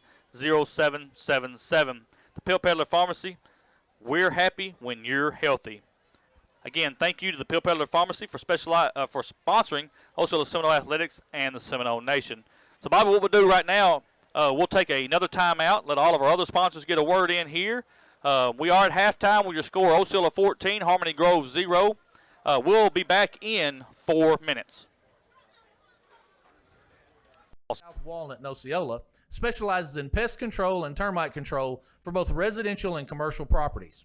Owners Oscar and Jade Gonzalez would be happy to come out and give you a free estimate, and you can also contact Bugmobile at 870-563-6811. Bugmobile is a proud sponsor of your Osceola Seminoles and the Seminole Nation. Ed Harshman and Harshman Rentals, located at 202 West Johnson in Osceola, can meet all of your residential and storage rental needs. Harshman's has apartments and housing located throughout Osceola and Mississippi County, both furnished and unfurnished, available for rent. You can contact Harshman Rentals at 870-563-3694. Ed Harshman and Harshman Rentals are a proud sponsor of Osceola Seminole Athletics and the Seminole Nation. First National Bank of Eastern Arkansas is the official bank of the Seminole Nation and the Robert Hooks Show. Our premier sponsor, First National Bank of Eastern Arkansas, is Eastern Arkansas's largest independently owned bank. First National Bank of Eastern Arkansas specializes in all your banking needs, including personal banking, online banking, business banking, savings accounts, loans, CDs, and IRAs. Go down to the First National Bank of Eastern Arkansas, speak with President Greg Reese and teller supervisor and loan processor Taylor Lucius for all your banking needs. First National Bank of Eastern Arkansas is a proud sponsor of the Osceola Seminole Nation and the Robert Hooks Show. First National Bank of Eastern Arkansas, member FDIC. H&R Block of Mississippi County is a tax preparation and financial service located at 2981 West Kaiser in Osceola. They can be reached at 870-563-5710. H&R Block of Mississippi County is a proud sponsor of the Seminole Nation. Roller Swift Funeral Home of Osceola is a proud sponsor of the Seminole Nation and Osceola Seminole Athletics. Located at 2173 US 61 South, Roller Swift Funeral Home specializes in funeral services and helping families with the costs associated with them. For more information, contact them at 870-563-6578 and speak with David Tucker. Roller Swift Funeral Home, with all our respect. Bugmobile of Arkansas, located at 408 South Walnut in Osceola, specializes in pest control and termite control for both residential and commercial properties. Owners Oscar and Jade Gonzalez would be happy to come out and give you a free estimate, and you can also contact Bugmobile at 870-563-6811. Bugmobile is a proud sponsor of your Osceola Seminoles and the Seminole Nation. Ed Harshman and Harshman Rentals, located at 202 West Johnson in Osceola, can meet all of your residential and storage rental needs. Harshman's has apartments and housing located throughout Osceola and Mississippi County, both furnished and unfurnished, available for rent. You can contact Harshman Rentals at 870-563-3694. Ed Harshman and Harshman Rentals are a proud sponsor of Osceola Seminole Athletics and the Seminole Nation. First National Bank of Eastern Arkansas is the official bank of the Seminole Nation and the Robert Hooks Show. Our premier sponsor, First National Bank of Eastern Arkansas, is Eastern Arkansas's largest independently owned bank. First National Bank of Eastern Arkansas specializes in all your banking needs, including personal banking, online banking, business banking, savings accounts, loans, CDs, and IRAs. Go down to the First National Bank of Eastern Arkansas, speak with President Greg Reese and teller supervisor and loan processor Taylor Lucius for all your banking needs. First National Bank of Eastern Arkansas is a proud sponsor of the Osceola Seminole Nation and the Robert Hooks Show.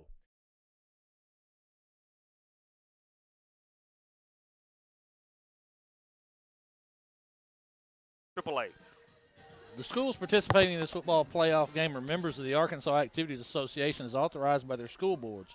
The administrators of these schools have helped to write the rules and regulations that govern participation of students in competitive activities for the schools that are members of the AAA. The Arkansas Activities Association, which is sponsoring this football playoff game, is a voluntary, nonprofit educational association of some 500 junior and senior public and private high schools of Arkansas. The regulations which guide these events are adopted by the schools themselves and determine the type of program they believe to be most desirable for high school youth. The Arkansas Activities Association is one of 50 state organizations that belong to the National Federation of State High School Associations. This association formulates policies, game rules, and standards for inter-school competition. The schools of Arkansas have adopted these rules on eligibility, which correspond to those recommended by the National Federation. And folks, that is a message from the AAA, and we appreciate the Arkansas Activities Association for allowing us to broadcast this football game here. We are broadcasting under their authorization, and we appreciate it. Folks, we got about 6 minutes left here in the half. Seminoles lead 14-0 at the half. They will get the ball in the second half. Bobby, right now, Harding Academy is beating Prescott 21-14 at the half. That is a good game. Both of these are good games, and both of them can go either way in the second half. Also, in the state championship game that's happening tonight down in Little Rock, Bryant is leading North Little Rock 14-0. I think they're at the half also. So Bryant won the state championship last year. Just a little history on Bryant. Bryant, they are also the Hornets, and they are coached by Buck James. And that is who our coach, Coach Robert Hooks, learned a little bit of everything he knows because he was an assistant with Buck James at Camden Fairview. And then they followed him to Bryant, and they've won numerous state championships together.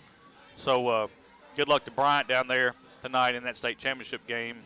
And we'll try to keep you updated as we go on the Harding Academy and Prescott score, because whoever wins this game here tonight will face them next week at 6:30, I believe it is, under the lights at War Memorial Stadium in Little Rock. And so, Bobby, here in the second half, when we get ready to go, we still got about 4 minutes and 30 seconds left, and we'll probably have a warm-up period also. But, you know, both teams are trying to figure out what they need to change. Osceola's trying to change to get better and just capitalize on what they did in the first half. Harmony Grove's trying to regroup and figure out what in the world is going on, and trying to find a way to slow this running attack for Osceola down, because it has been the run that's kind of kept Osceola, had the success for Osceola. Yeah, you're right, Michael. We've ran the football more, and it, you know, the wind is a factor in that and why we're running the football more. But you know, the football game, you look at the scoreboard and it's only 14-0. You think, you know, that's not way out of hand. But when you look at the stats and you look at when you're watching the football game on the field, it certainly feels like it should be that, you know, much further away than that. And we did give up, you know, a couple of opportunities to put points on the board there in the first half that I'm sure Coach Hooks would like to have back, and he would like to have the ability to get those points on the board. But you know, you can't worry about it at this point. You know, you got to come out in the second half, you get the football, drive the football down the field, put points on the board, take complete control of the football game that way. And with the weather being the way it is, I mean, it's not too terribly cold. The problem is just the wind's blowing about 15, 16 mile an hour, so you get that wind that's got it cold. Everybody's bundled up. Hey, hats off to Camden Harmony Grove. They brought a good crowd on the far side and their band. Hats off to our Osceola fans. They have come in here tonight and packed the stands, and so both teams are representing in the fan department. So we just, you know, it's going to be a good second half, and we're going to bring it to you here in just a few minutes, and we'll see what happens from there. So what we'll do, we'll take one more timeout, folks, let our sponsors get a word in. When we get back, we'll talk keys to the second half, and then we'll have second half football here from Osceola. You are listening to Osceola Seminole Football. We're back in 3 minutes. First National Bank of Eastern Arkansas, member FDIC. H&R Block of Mississippi County is a tax preparation and financial service located at 2981 West Kaiser in Osceola. They can be reached at 870-563-5710. H&R Block of Mississippi County is a proud sponsor of the Seminole Nation. Roller Swift Funeral Home of Osceola is a proud sponsor of the Seminole Nation and Osceola Seminole Athletics. Located at 2173 US 61 South, Roller Swift Funeral Home specializes in funeral services and helping families with the costs associated with them. For more information, contact them at 870-563-6578 and speak with David Tucker. Roller Swift Funeral Home, with all our respect. Bugmobile of Arkansas, located at 408 South Walnut in Osceola, specializes in pest control and termite control for both residential and commercial properties. Owners Oscar and Jade Gonzalez would be happy to come out and give you a free estimate, and you can also contact Bugmobile at 870-563-6811. Bugmobile is a proud sponsor of your Osceola Seminoles and the Seminole Nation. Ed Harshman and Harshman Rentals, located at 202 West Johnson in Osceola, can meet all of your residential and storage rental needs. Harshman's has apartments and housing located throughout Osceola and Mississippi County, both furnished and unfurnished, available for rent. You can contact Harshman Rentals at 870-563-3694. Ed Harshman and Harshman Rentals are a proud sponsor of Osceola Seminole Athletics and the Seminole Nation. First National Bank of Eastern Arkansas is the official bank of the Seminole Nation and the Robert Hooke Show. Our premier sponsor, First National Bank of Eastern Arkansas, is Eastern Arkansas's largest independently owned bank. First National Bank of Eastern Arkansas specializes in all your banking needs, including personal banking, online banking, business banking, savings accounts, loans, CDs, and IRAs. Go down to the First National Bank of Eastern Arkansas, speak with President Greg Reese and teller supervisor and loan processor Taylor Lucius for all your banking needs. First National Bank of Eastern Arkansas is a proud sponsor of the Osceola Seminole Nation and the Robert Hooke Show. First National Bank of Eastern Arkansas, member FDIC. H&R Block of Mississippi County is a tax preparation and financial service located at 2981 West Kaiser in Osceola. They can be reached at 870-563-5710. H&R Block of Mississippi County is a proud sponsor of the Seminole Nation. Roller Swift Funeral Home of Osceola is a proud sponsor of the Seminole Nation and Osceola Seminole Athletics. Located at 2173 US 61 South, Roller Swift Funeral Home specializes in funeral services and helping families with the costs associated with them. For more information, contact them at 870-563-6578 and speak with David Tucker. Roller Swift Funeral Home, with all our respect. Bugmobile of Arkansas, located at 408 South Walnut in Osceola, specializes in pest control and termite control for both residential and commercial properties.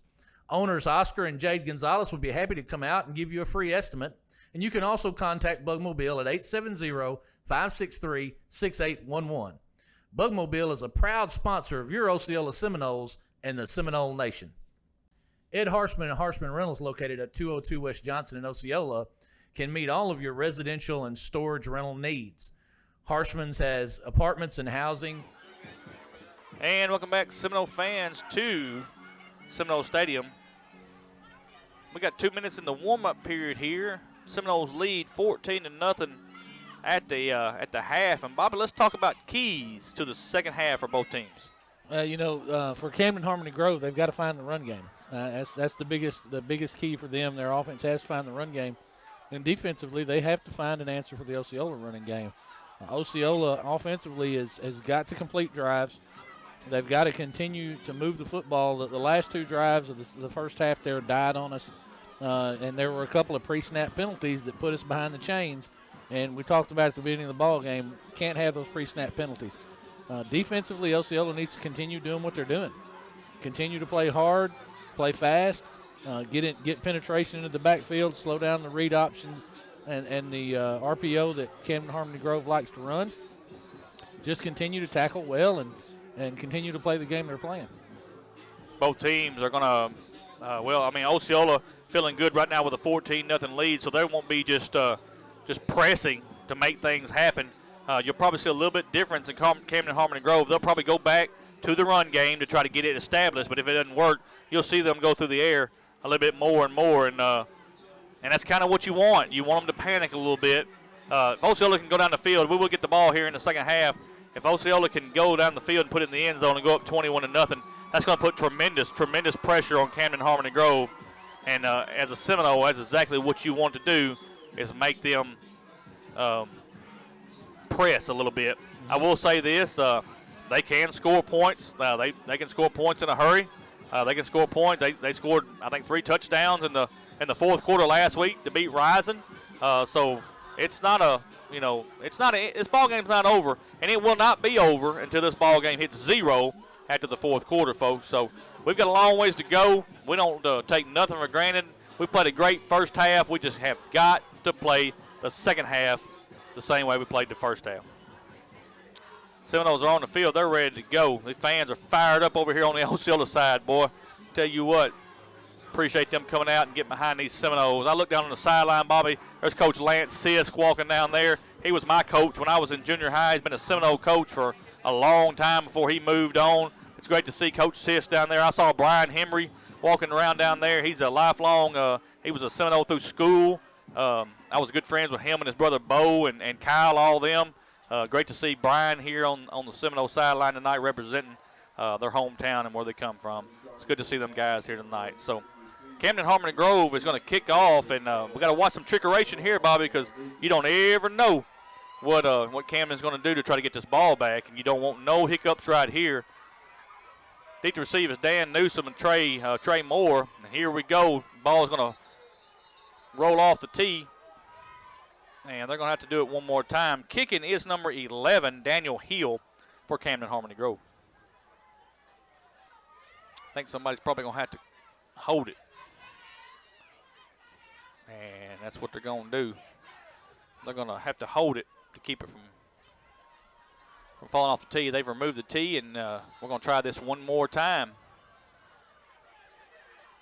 It's going to be a kick right down the middle of the field, taking it to 25, across the 30, the 35, across the 40, and going to fall down Stephon Coleman at the 44-yard line, and it'll be a 1st and 10 for Osceola at the 44-yard line. That's a good run back there by Stephon. The ball, kicked low like that, line drive style. Coverage doesn't have as much of an opportunity to get down the field. It looked like he had a little opening on the outside there if he could have made one cut, but still solid field position for the Seminoles. Seminoles have the ball, first possession of the second half. 2 wide receivers to the near side, 3 to the far side. Quarterback's in the shotgun. That's MJ Vance. There's a snap. Quarterback's going to run. He's going to be hit and drove backwards, and he's going to get probably right back almost to the 45-yard line. Be a 1-yard gain, be 2nd and 9 for Osceola. Yeah, Dylan Hicks is out there and getting penetration in the backfield and clogged it up there. Good stop by Harmony Grove. Seminoles are looking at the sideline for the play. Michael, this is a lot about, there's a lot of what adjustments are made in this football game and which team can come out and adjust better in the second half. 2 wide receivers to the near side, 1 to the far side. One man comes into motion. That's Dan Newsom. He's going to reset on the near side. There's a snap. They're going to throw it to Dan. He's back at the 40. They're trying to get him up across the 45, and they're going to give him across the 45. Well, right at the 45, 46-yard line. And number 5 there, Jermaine Edwards, and number 60, Logan Hutchins on the tackle. That was played really, really well by Harmony Grove. It's going to make up a 3rd down, 3rd and 8 for Osceola.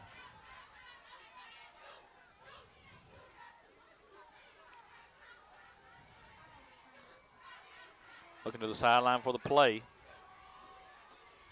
going to have 2 wide receivers to the far side, 2 to the near side. Shotgun formation for your quarterback. One man comes into motion. He's going to reset. There's a snap. Quarterback's going to look to throw. He's trying to get to the outside. He throws, and it's just too high. Had him open. Dan Newsom, he just threw it too high, and it's going to bring up a 4th down. Yeah, just threw it too high. MJ rolls out there, extends the play with his legs, and he's got Dan sitting in there in a soft spot in the zone, and he just leaves it up there too high, and we're going to have to punt the football. Hell, I don't know. I don't see a punter coming in the ball game. I don't either. Maybe we're not going to punt the football. Mercy, mercy, mercy. 4th down, 4th and 8. Seminoles are right back to the line of scrimmage. Going to go for it. Trying to draw them off sides. Here we go. Let's see. There's a snap. Quarterback's going to look to throw. He's still looking to throw, and it's going to be tipped and hit by a lineman, and he catches it, and it falls down. And they're going to say that he's down, so it's going to be it's going to be turnover on downs. What's going to happen? at the 46-yard line. And that's a big play for Camden Harmony Grove, Bobby. And looking for the slant there to Trey Moore, and it's open. The ball just gets tipped at the line of scrimmage. The play's there, and Trey was in a good position to pick up the first down. Again, a little adversity here, but you run the risk here of giving Harmony Grove momentum and giving them a chance to believe in themselves. Short field, 46-yard line. Everything's in tight now for Camden Harmony Grove. They're going to have an offset to the right. There's a snap. Quarterback's going to take it this time. He's trying to find it, and he hit it right at the line of scrimmage by Dan Newsom. They're going to give him forward progress to the 44-yard line. That's a 2-yard gain. It's going to bring up 2nd and 8. Man alive, Dan Newsom came with some bad intentions right there and puts a good lick on the quarterback, Zachary Smith. Good solid defense there by the Seminoles. 2nd down and 8 for Camden Harmony Grove. Again, everything's in tight. Quarterback's in the shotgun. And one man comes into motion now. They're going to take a direct snap to number 7. And he's got positive yards close to the first down. That's up to about the 36-yard line. That will be a first down, 1st and 10 for Camden Harmony Grove. And that's what I'm talking about. You start to get a little feeling there, momentum. You feel like you're back in the football game, and you see Mecca Arnold making a good run there, picking up a first down for Camden Harmony Grove. Ball sitting at the 36-yard line, 1st and 10. There's a snap. Quarterback's going to give it to the up man. He's got positive yards. He's crossed the 35 down to about the 28-yard line, and it's going to bring up a 2nd and 2. And another good run there. Harmony Grove picking up a little steam. Seminoles got to step in here and get that defense ready to go. Right now it's power football from Camden, 2nd and 2. Ball's at the 28. Quarterback's going to take it. He's trying to get to the outside. He's trying to bounce it, and he's got positive yards, and he's going to get away, Bobby, and he's going to score. That's going to be a touchdown for Camden Harmony Grove, and that's exactly what we've seen. 28-yard line, 28-yard touchdown run by Zaylen Falls. And he's quick, and he's got good moves. He's slippery out there. He got out in space and got one in on us. Again, we've kind of felt the momentum switching just a little bit there at the end of the first half and into the third quarter, and Osceola is going to have to find a way to deal with this adversity and go back and start playing the way they were early in the first half. And I think they're going to go for it. Camden Harmony Grove's going to go for it. Shotgun formation, going for the 2-point conversion. They're going to offset here. There's a snap. Quarterback's going to roll to his left. He's trying to get out of there, and he's going to be sacked. And it's going to be no good. So with 8:44 left in the third, Osceola 14, Camden Harmony Grove 6. Take a timeout. Be back in 30 seconds.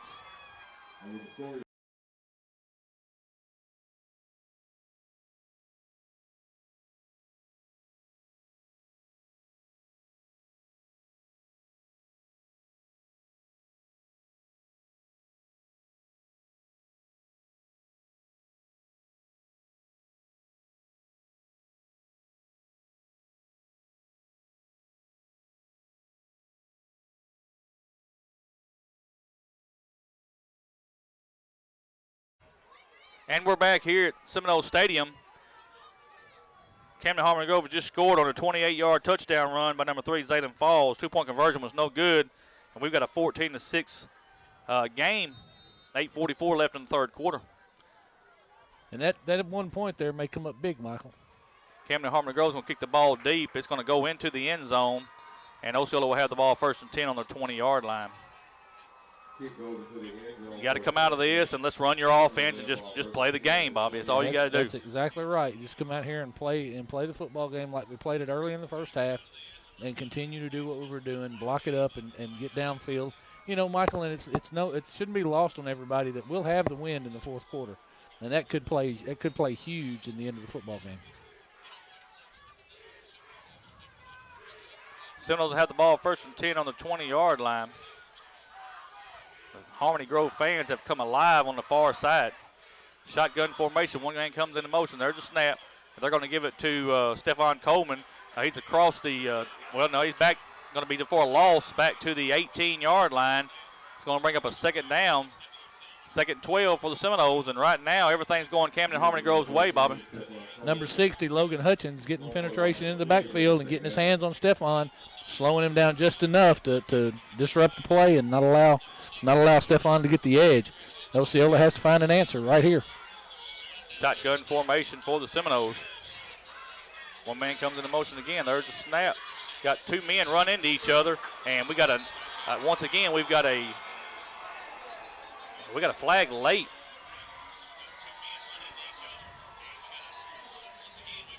But it's a loss, another loss for Osceola. And the wheels are coming off. Osceola's got to slow down, regroup, and get their head about them and start playing disciplined football the way we were playing earlier. See what the flag's for here. They're coming Camden's way. Face mask. I guess it's 5 yards. The 5-yard face mask. Repeat it down. And you could tell there, we were running that jet action sweep and going to run the inside zone across formation like we'd done earlier. And I don't know whose timing was off, Stefan's or Brandon's, but somebody's timing was off on that play. Pick up second down and 11. Ball sit at the 19-yard line of Osceola. Two wide receivers to the far side, two to the near side. Shotgun formation. One gang comes into motion. That's Dan Newsom. They're going to give it to him. He's across the 20. He's across up to about the 22, 23-yard line. It's going to make up a third down. And let's just see where they mark it at. Again, the speed of Harmony Grove shows up big there. Dan's got a lot of speed. He, Michael, those spots just don't. I mean, and maybe I'm just seeing it wrong, or it's the angle that I have on the field, but it does not look that we're getting very positive spots there. We're not getting anything out of the officials at all. It's going to bring up a third down, 3rd and 7. Got to have the 30-yard line. 5 wide receivers set now. There's a snap. Quarterback's going to look to throw, and he's going to have to scramble. He's still scrambling, and he takes a big lick. He's looking to throw, and the throw is complete, all the way up to the 45-yard line. Stefan Coleman, and MJ takes a lick, just runs off of that and makes a complete pass, and that is a huge first down, Bobby. Now that is a fine example right there of why you wrap up on a tackle. You're not going to knock MJ Vance off his feet by running into him with your shoulder. So MJ takes that lick, continues to play, makes a good throw across his body, and Stefan secures the catch and gets us a first down. Shotgun formation one more time. Ball's at the 35-yard line, 1st and 10. There's a snap. It's a fumble on the play. MJ's going to pick it up. He's just going to have to fall on it. Back to the 29-yard line, and right now, folks, Osceola's out of sync. You're just out of sync. MJ's looking upfield right there instead of looking the ball into his hands. The snap's a little bit low into his right. But right here, you've made a positive play, and then you come back and you shoot yourself in the foot right there. And it's time for Osceola to turn this thing around. Second down, 16 is going to be the yards to go. Ball sit at the 29-yard line. Shotgun formation one more time. And there's a snap. Give it to the running back. He's quarterback's going to keep it. I'm sorry. He's across the 35 to the 36-yard line. So it's going to bring up a third down, 3rd and 9 for Osceola. Good solid run there by MJ. I think in that instance he probably should have went ahead and gave the football to Brandon. It's just a read option, and MJ pulls it and takes it for himself. But it looked like Brandon had a lane there and looked like he was open there on the run. 3rd down and 9 for the Seminoles. One wide receiver to the far side, two to the near side. Shotgun formation. Got to get to the 45-yard line to get the first down. One man comes into motion. There's a snap. And quarterback's going to look to throw. He's still looking to throw. He's going to go deep, throwing into this wind. And it's going to be a jump ball. And let's see who's got it. I think Trey caught that. Yes, that's going to be a completed pass. Trey Moore is what the man says. And that's going to be a first down at the 30-yard line. And just a big pitch and catch into the wind, Bobby. That shows the strength of MJ's arm right there, Michael. MJ Vance has a strong arm, but you see Trey Moore, Mr. Dependable, Trey Moore, in double coverage, go up, high point the football, and just take it away from the defensive back. That's a young man that wants to win. That's will to win right there. Ball's on the 30-yard line, 1st and 10 for Osceola. There's the snap. Going to give it to Dan Newsom. He's across the 30, across the 25 to the 24-yard line. Well, they're going to say he's at the 25-yard line. They're not going to give you anything extra, Bobby. I promise you that. Second and 5. No, you're not going to get anything extra out of these officials. But, again, that's a solid first down play. You gained about 6 yards on first down. You get into 2nd and 4, and that's positive for Osceola. That's where we want to be. Ball sitting at the 25-yard line. Quarterback's in the shotgun. He's going to run it. He's across the 20. He's going to hit, be going across down to about the, they're going to give him the 21-yard line, according to this official on this side. Let's see where they have to mark it at. We have to wait for the mark, folks, because they're moving it frontwards and backwards. We don't really know. And it looks like number 7 is going to be shaken up for Camden Harmony Grove. And we also got another young man that's on a knee for Camden Harmony Grove. So we're gonna find out. Both of them are on their feet. Look at number 7 is one of them. That's Mecca Arnold, and number 6, yep. Daniel Hicks, is the other. And those are two very important football players for the Camden Harmony Grove Hornets, especially number 6, Dylan Hicks. He is a defensive powerhouse, and they will miss not having him on the field. Ball set at the 22-yard line, 3rd and 2. We got to get to the 20. There's a snap. Quarterback's going to run again. He's across the 20 to about the 19-yard line, and that will be a 1st and 10 for the Osceola Seminoles at the 19-yard line. You got two things at play here, Michael. Number one, Osceola is finding the will to win. They're making the plays they have to make, but we're also working this clock. They are working the clock. You know, third quarter, we're down to 3:58 to go in the third quarter. You know, Osceola puts a score on the board right here, and you've done well by using up as much of this clock as you can. One wide receiver to the far side. Shotgun formation for Vance. Ball sitting at the 19-yard line of Camden. There's a snap. Vance is going to look. He's going to going up to the 15-yard line. 4-yard gain, be 2nd and 6 for Osceola. He's one step away there, Michael. He got caught backside pursuit and got tripped up, but he's one step away there. That inside run by the quarterback. You want to call it a quarterback draw, but it's really just almost a wildcat snap. We got a stoppage of play. Yeah, they got another. The number 7, Bobby, went out of the game with the injury. He comes back in. He's injured again, and they're going to make him go out of the game again this time. I thought you had to sit out a play for you to come back in, but and he's clearly hobbled. Mecca Arnold is clearly hobbled there. He's a competitor though. He is a competitor, and I understand the will to want to be out there, but you got to ask yourself, are you really helping your football team? Ball sit at the 15-yard line, be 2nd and 5 for Osceola. Got to get to the 9. That's 6. I'm sorry, 2nd and 6. Shotgun formation one more time.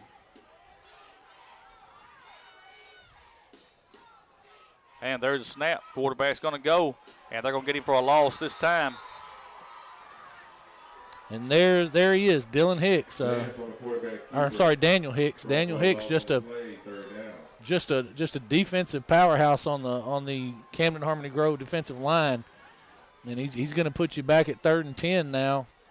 Now that play never had a chance. He was in the backfield almost as soon as MJ got the football. Well, they've seen it one too many times, so they decided we're gonna make you do something different. 3rd and 10, ball sitting at about the 19-yard line. 2:23 left in the second quarter, 14-6. Osceola leads Camden Harmony Grove. One wide receiver to the near side, one to the far side. Shotgun formation. There's a snap. Quarterback's going to look to throw. He's going to throw, and it's complete to Dan Newsom at the goal line. Let's see it. Touchdown, Seminoles. 19-yard pitch and catch from MJ Vance to Dan Newsom. And what you see right there, Michael, is run. You see the linebackers start to creep up. The safeties are starting to creep up. You run Dan Newsom out of the slot on a seam route right up the middle of the field. MJ finds him and hits him. Line blocks it up well. Good protection there. Solid play by the Seminoles. And, boy, Osceola needed that score right there. Jacob O'Kane's going to attempt the extra point.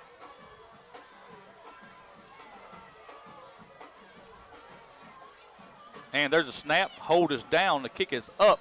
And it is good. So with 2:08 left in the third quarter, Osceola 21, Camden Harmony Grove 6. We'll take a timeout, let our sponsors get a word in. We're back in 30 seconds.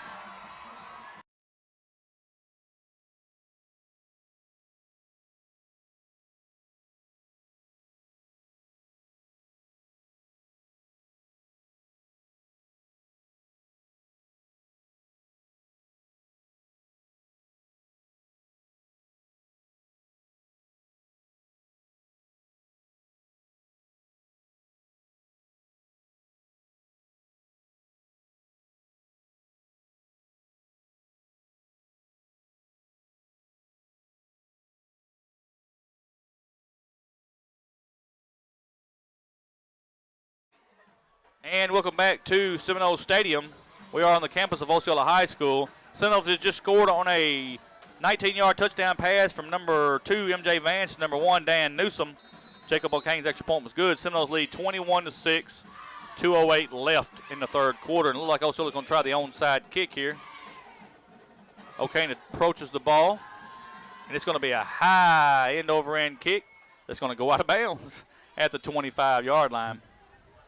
And you can see the frustration there on Zaylen Falls with Zaylen Falls. He really wants to field that football and take off running, and he's just not getting an opportunity. And you know, normally I would question the decision to kick the football out of bounds and give up that much field position. But in this instance, as dynamic as that young man is, I think it's solid decision making by Coach Hooks to kick the ball out of bounds, just give him the football at the 35-yard line. Exactly. You know, you've seen the momentum swing back to Osceola, and at this point, you don't want to give them a big play. Everything's in tight. Offset formation to the right. Quarterback's in the shotgun.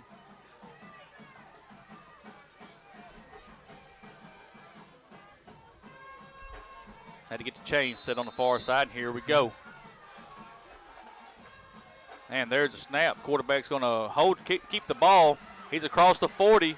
And he's going to go down at about the 48, 49-yard line and the 50-yard line. So that is a big run there by their quarterback. Gets them to the 50, a 15-yard gain. It was a well-designed play. There was a lot of window dressing in that play. You had the motion coming across, and then you faked the handoff there going across formation. And then the jet sweep action comes across, and the quarterback just stands and waits for the hole to open and waits for the pursuit of the Seminoles to go by and takes off up the field. That's a very well-designed play. Be 1st and 10 for Camden Harmony Grove at midfield, 1st and 10. The Seminoles, they've got to account for everybody there. That time they didn't account for the quarterback. That's correct. Come to the line of scrimmage, offset formation. Quarterback's in the shotgun. There's a snap. Quarterback again is going to keep it, and he's going to get right back to the 50. And they're going to give him across the 50 to the 49-yard line. That'll be a 1-yard gain. Be 2nd and 9 for the Hornets. And we saw some of Coach Hooks there in Coach Horskamp. We're going to run the same play again, try to make you stop it. Be 2nd and 9. Ball sent at the 49-yard line of Osceola. Again, shotgun formation, offset. Going to be number 1 this time. He's going to take the snap. He's dancing, trying to get away, and he's not going to. They're going to give him maybe 1 yard to the 48-yard line. It's going to be a 3rd and 8 for Camden. Jermaine Edwards on the carry there, and he eludes one tackler in the backfield, but he's not able to get away from Dontaven Littleton. Dontaven gets him on the ground. Bring up 3rd and long here for Camden. It's a good place on the field for Osceola to make a stop. Same formation. Everything's off to the right. Quarterback's in the shotgun. And there's a snap. Quarterback's going to look to throw. He's still looking to throw. Trying to go deep. And it is over his head, incomplete. And that's going to bring up 4th down, 4th and 8 for the Camden Harmony Grove Hornets. And that was excellent defensive coverage by Trey Moore right there. Trey Moore is lockstep with the receiver, and he actually runs the route for him. That's what you want a defensive back to do. And Trey was hawking that ball down. I think he wanted a shot at an interception. You could not ask for better pass coverage than what Trey Moore established right there. I think Camden's going to go for it. 4th down, 4th and 8. Everything's in. Now they're going to offset over to the left instead of the right. Shotgun formation for the quarterback. There's a snap. He's going to roll to his left, looking to throw. He's still looking to throw, and he's going to throw, and it is incomplete off the hands of Stephon Coleman, but nevertheless, the Seminoles are going to take over on downs, 1st and 10 at the 48-yard line. I got to tell you, in that instance, Michael, the interception's probably worse than the turnover on downs. You got a lot more field position out of the turnover on downs, but again, it's like we said, the Seminole defense comes up big. They come up big right there, and you get the football here with 28 seconds to go in the third quarter. And I got to tell you, that puts you in the driver's seat, Michael. Yeah, it just needs to run some clock, run the ball down the field here, and let's put it in the end zone. No mistakes here. Just keep running your offense. 28 seconds left in the third quarter. Osceola leads 21-6. We have the ball at the 48-yard line of Osceola. And we know how aggressive Coach Hooks is here. It wouldn't surprise me to see a shot down the field, but this wind may dictate that he does not do that at this particular point. Two wide receivers to the near side, one to the far side. Here comes one man into motion. There's a snap. Giving it to Greg Hooks.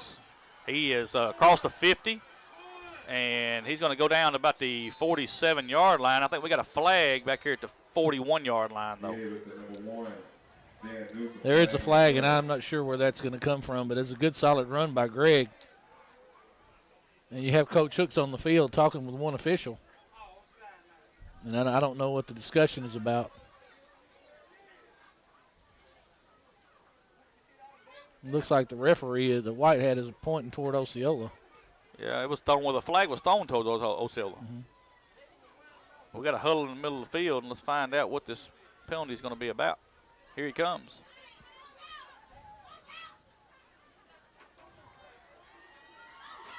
Illegal procedure against Osceola.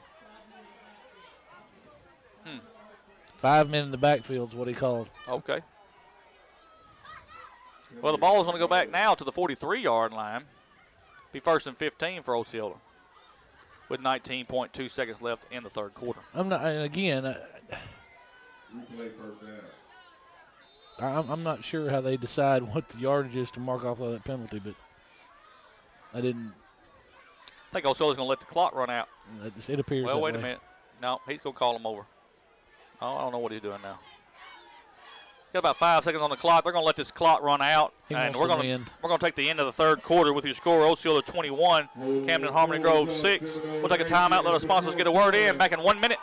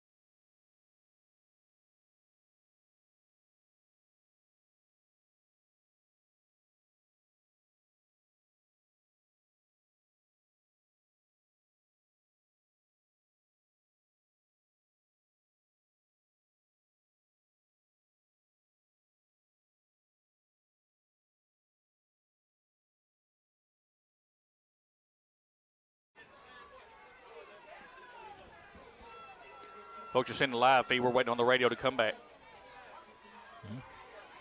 Okay. Pass is complete. Number 1, Dan Newsom. And it's in the first. And folks, as you're coming back from the radio, we have had a big pitch and catch from Dan Newsom. From MJ Vance to Dan Newsom. I'm sorry, that just got me all jumbled. We were trying to wait on the radio to get back, and the live feed was going too. We apologize about that little mix-up, but nevertheless, first and 10 for Osceola. Ball sitting at about the 27-yard line. One man comes into motion. There's a snap. Going to give it to the running back. He's trying to get to the outside now. He's going to go across the middle. He's at the 21-yard line. They're trying to get the ball from him. They're going to give him the 22-yard line. Solid run there by Rod Hale, and we've missed Rod in the backfield the last couple of weeks, and you see right there what he brings to you. Good, he finds the track, and he sees the holes well. But to go back to that previous play, Michael, and allowing that time to run out in the third quarter, Coach Hooks wanted them win. He wanted them win because he wants to go for that kill shot. He wants to go out there and be aggressive and put the ball up long. And it's been, he's had success with it all year. And there you see it on that first play of the fourth quarter. Go deep to Dan Newsom, move the football down the field. 2nd and 5 from the 22-yard line. Shotgun formation. Vance is your quarterback. There is a snap. He's going to roll to his right. He's trying to go across the 20. He does. But we've got a whistle. And we'll just have to see what the whistle's for. And it was a Camden player pleading his case. Illegal procedure against Osceola. So that'll neglect that play and bring us back to the 27-yard line. Be 2nd down and 10 for the Seminoles. Replay, 2nd down. And there you have it, Michael. Pre-snap penalties. It's just you just can't have them there. You're in 2nd and 5, and you're driving the football down the field, and you've got to play smarter than that. Shotgun formation. Vance is going to roll to his right. He's going to look to throw. He's got A.J. Harris at the 5, and he's going to go across the goal line, and that is a touchdown for your Seminoles. 27 yards from the senior M.J. Vance to the sophomore A.J. Harris. Big touchdown for the Seminoles. Michael, we saw them miss that play earlier in the year. A.J. was as open in the earlier play. You come out there and you come out in 11 personnel, and you got A.J. in there as a tight end. You run him up the seam. You've been running the football successfully. The linebackers of Harmony Grove are creeping up. Defensive backs are creeping up. You run that kid down the seam, and he makes a great play. Jacob O'Kane is going to attempt the extra point for Osceola. There's a snap. Hold is down. The kick is up, and it is good. 10:34 left in this ball game. Osceola 28, Camden Harmony Grove 6. We'll take a timeout. We'll be back in 30 seconds.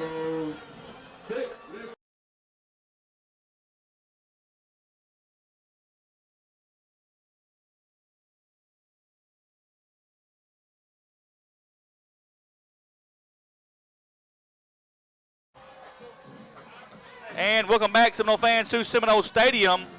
28-6 is your score on a 27-yard touchdown pass from M.J. Vance to Anthony Harris Jr. Extra point was good by Jacob O'Kane. And, folks, it is electric here in Seminole Stadium. The Seminole fans are on their feet. They're giving the tomahawk chop. It is awesome. If you're not in this stadium here tonight, you're missing a heck of a ball game. This is an awesome crowd, an awesome night. You got the Seminoles out here rolling, clicking. We had a little adversity there in the end of the first half and the beginning of the second half, and the kids have handled it well, and they've came out and struck hard in the fourth quarter, and just got to continue to play defense. We got 10 minutes and 34 seconds to go to Little Rock right here. Jacob O'Kane is he was going to attempt, but we're back to this. You're going to have to come hold the ball thing. Because that wind is blowing right now, folks. Blowing. And now we're going to get to keep the tee. Earlier we were made to throw the tee off, and now this time they're going to let them keep the tee. Interesting. Yeah. Well, maybe they went into halftime, Bobby, and looked the rule up. I don't know. I'm just taking guesses.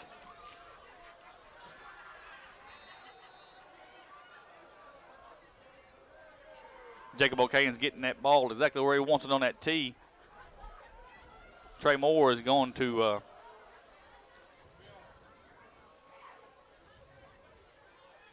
there's the kick. It's a line drive. It's going to be taken. Well, no, it's going to go through his legs into the end zone. So Camden Harmony Grove will take it 1st and 10 at the 20-yard line. Zaylen Falls had his opportunity right there and couldn't field the football and make a return. So, Michael, we talked earlier about the defense of the Seminoles, and I got to tell you, we've seen Harmony Grove have just a little bit of success in the second half, not much at all. And I think Osceola's on a tear tonight defensively to hold this team under 150 yards total for the football game. And with this offense, that is huge testament to Coach Teague and his defensive game plan. 2 wide receivers to the near side, one to the far side. Shotgun formation for the Hornets. There is a snap. They're going to fake the handoff, and he's going to roll to his right, still rolling, and he's going to throw one up, and it's intercepted by Trey Moore at the 25. He's at the 20, across the 15, and he's going to go down to about the 13-yard line. And, folks, huge turnover for the Osceola Seminoles, and they got it in short field position, Bobby. Kamarian Brooks brings the pressure on the backside, Michael, and Zachary Smith makes a horrible decision to throw that football. It almost looked like Kamarian may have got his hand on the football, but he laid it out there into the middle of the field, and Trey gets his hands on it, and there you are. You're winning the turnover battle now, and that bodes well for the Seminoles. Ball is sitting at the 13-yard line of Camden Harmony Grove. Short field for the Seminoles. Hey, nothing big right here. Let's just run our offense. Let's put the ball in the end zone. Ball sitting again at the 13-yard line. I'm sorry, Bobby, go ahead. Quick update. Harding Academy 28, Prescott 14. Wow. What a game. 4 wide receiver set, shotgun formation. Here comes one man into motion. They're going to give it to Stephon. He just ain't got nowhere to go. And Chris Williams helps him up, but now he really ain't got nowhere to go, and he just needs to fall down. They're going – it's a big loss. the Harmony Grove Hornets led by Daniel Hicks, and yeah, you just want to fall down on that play. Yeah. Yeah. And I don't know, we got a flag on the play, and that might be Chris Williams helping him. I don't think you can do that, but we'll see. We'll just see what the penalty's for. Chris is just trying to help his buddy out there. That's right. Illegal motion against Osceola. Yeah, they're going to decline that, I promise you. Yeah. Because they're going to take this loss. This loss is all the way back to the 27-yard line. We got to get to the 3, folks. So that tells you a little bit about it. 24 yards for a first down. We've seen Osceola make these before in the season. So shotgun formation for the Seminoles. 4 wide receivers set. There's a snap. MJ's going to look to throw. He's still looking to throw. He's going to throw deep, looking for Greg Hooks. He goes up and gets it, and it is a Osceola Seminole touchdown, folks. MJ Vance to Greg Hooks, and folks, you can feel it now. You can feel it. The Seminoles are tasting. They're tasting it, Bobby. That's a great play by Greg. Greg's open. He's actually wide open, and MJ underthrows the football just a little bit.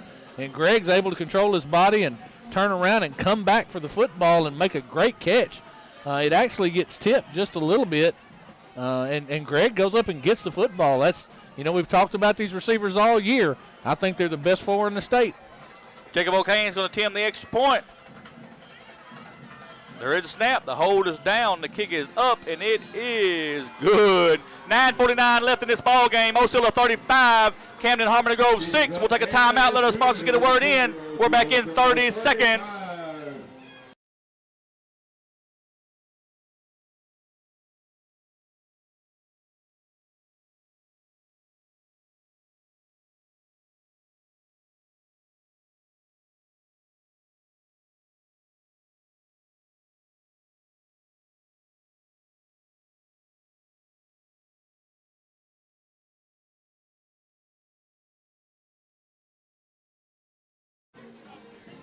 And welcome back, Seminole fans, to Seminole Stadium.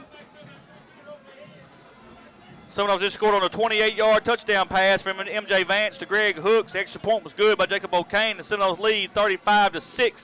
9:49 left in this ball game. And O'Kane's going to have to kick. Trey's going to hold it on the tee. What a ball game here tonight, folks. What a ball game. It's a great game here, and the Seminoles came to play, Michael. There's a high end over end kick. Going to be hit at the 10. He's going to take it. He's going to bring it back to Zaylen Falls at the 5. And here he comes. He's at the 10. He's trying to get away. Oh, and he's hit by the freshman. Hit by the 2 freshmen and thrown down for the on the ground, Bobby. And what a play there by the pursuit. Terrence Marshall. Terrence Marshall, yes, sir. We've been calling his name ever since he moved up. Falls on the return. Hornets will have the ball first and 10. Terrence Marshall. At the 17-yard line. We've got we've got super sophomores, and Osceola's got a fantastic freshman, Terrence Marshall. Zoom in on it. Folks, you're looking at that sign there in the stands for the Seminoles. They say we want to go to the rock, headed to the rock, and it's going to be a handoff for Camden Harmony Grove, and they're saying he's not down, and the ball's out. The ball's out. The Seminoles say they have it. Well, that's fine, because it's a turnover, and Osceola's got it. Yes, sir. Osceola's got it at the 34. What happened there is Zaylen Falls didn't fall all the way down. He gets up, takes off running. We knock the ball out, and we get the ball back, and that's a huge down. Folks, you see the sign in the stands right now. That's a big play right there, Michael. It's a ball game that's already getting away from you, and you love to see the fight in Zaylen Falls. He's a hard-nosed football player, and he's trying to make a play. But the Seminoles are feeling it, and they've come to play tonight. One wide receiver to the near side, one to the far side. Shotgun formation for Vance. They're running players on.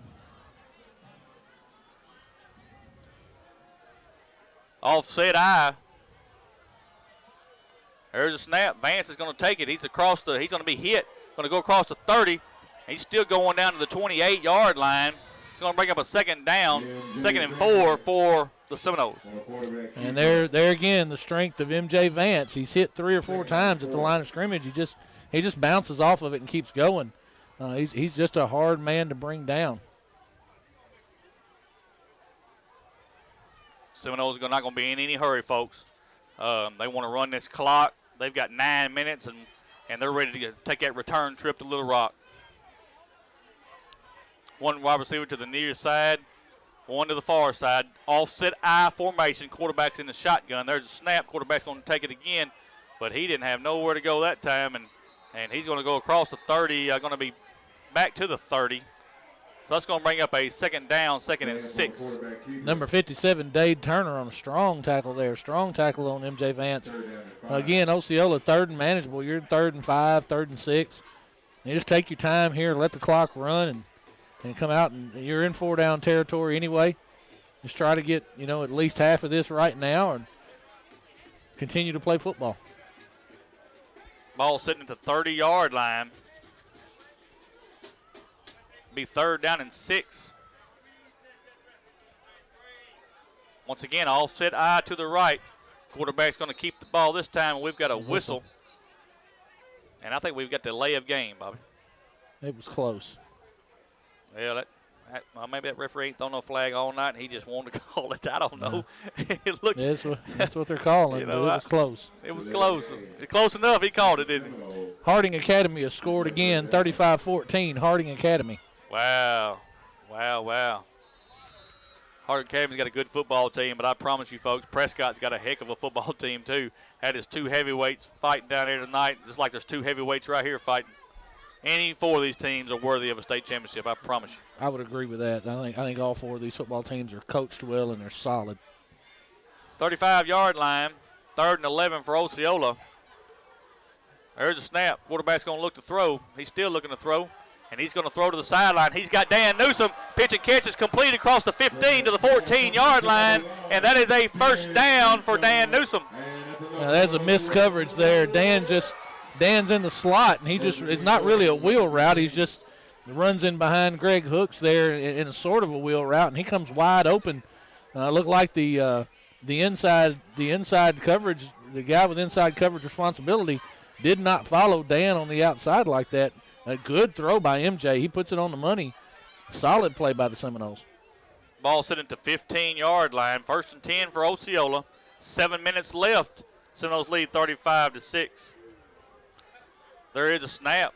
MJ's going to keep the ball, and he's trying to find the hole. And he does find the hole, but he's only going to get to about the 14-yard line, or sorry, the 11-yard line.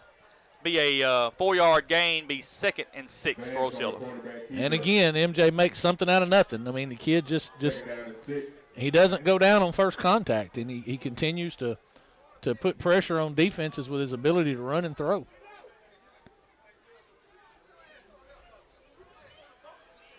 Ball sitting at the 11-yard line. Got to get to the 5, so that's the 2nd and 6 for Osceola, and they're letting that clock run. Run, baby, run. That's what they want to do. Shotgun formation one more time. One man comes into motion. There's a snap. We'll give it to the running back. Dennis Davis is in the game. He's across the 9 to the 8-yard line. That's going to bring up a 3rd down, 3rd and 3 for Osceola. Just run an inside zone there and just take your time. It's just take your time, let the clock run, and push the football. Be 3rd down, 3rd and about 3 yards for Osceola. Shotgun formation. Brandon Johnson's going to be your running back. 4 wide receiver set. Now everything's going to reset in tight. Quarterback's going to go under center. One man comes into motion. There's a snap. They're going to give it to the man coming through. That's Dan Newsom. He's trying to get away, and he's still trying to get away. Finally, he's just going to go down to the 11-yard line. That's going to bring up a 4th down. Number 5, Jermaine Edwards there on the tackle, and he got a hold of Dan and would not let go. Folks, Michael is going to leave the booth at this point and make his way down to the field. We're going to try and get a post-game interview with Coach Hooks. We got 5:03 to go in the ball game. Osceola's football The ball is placed at the 12-yard line of the Camden Harmony Grove Hornets. We're going to attempt a field goal. Jacob O'Kane on to attempt a field goal. This would be a 29-yard field goal. The ball is up, and it is good. A 29-yard field goal for Jacob O'Kane. It's going to bring your score to 38-6, Osceola. Osceola Seminoles 38. Camden Harmony Grove Hornets 6. And folks, you just couldn't ask for a better fourth quarter than what Osceola's played here.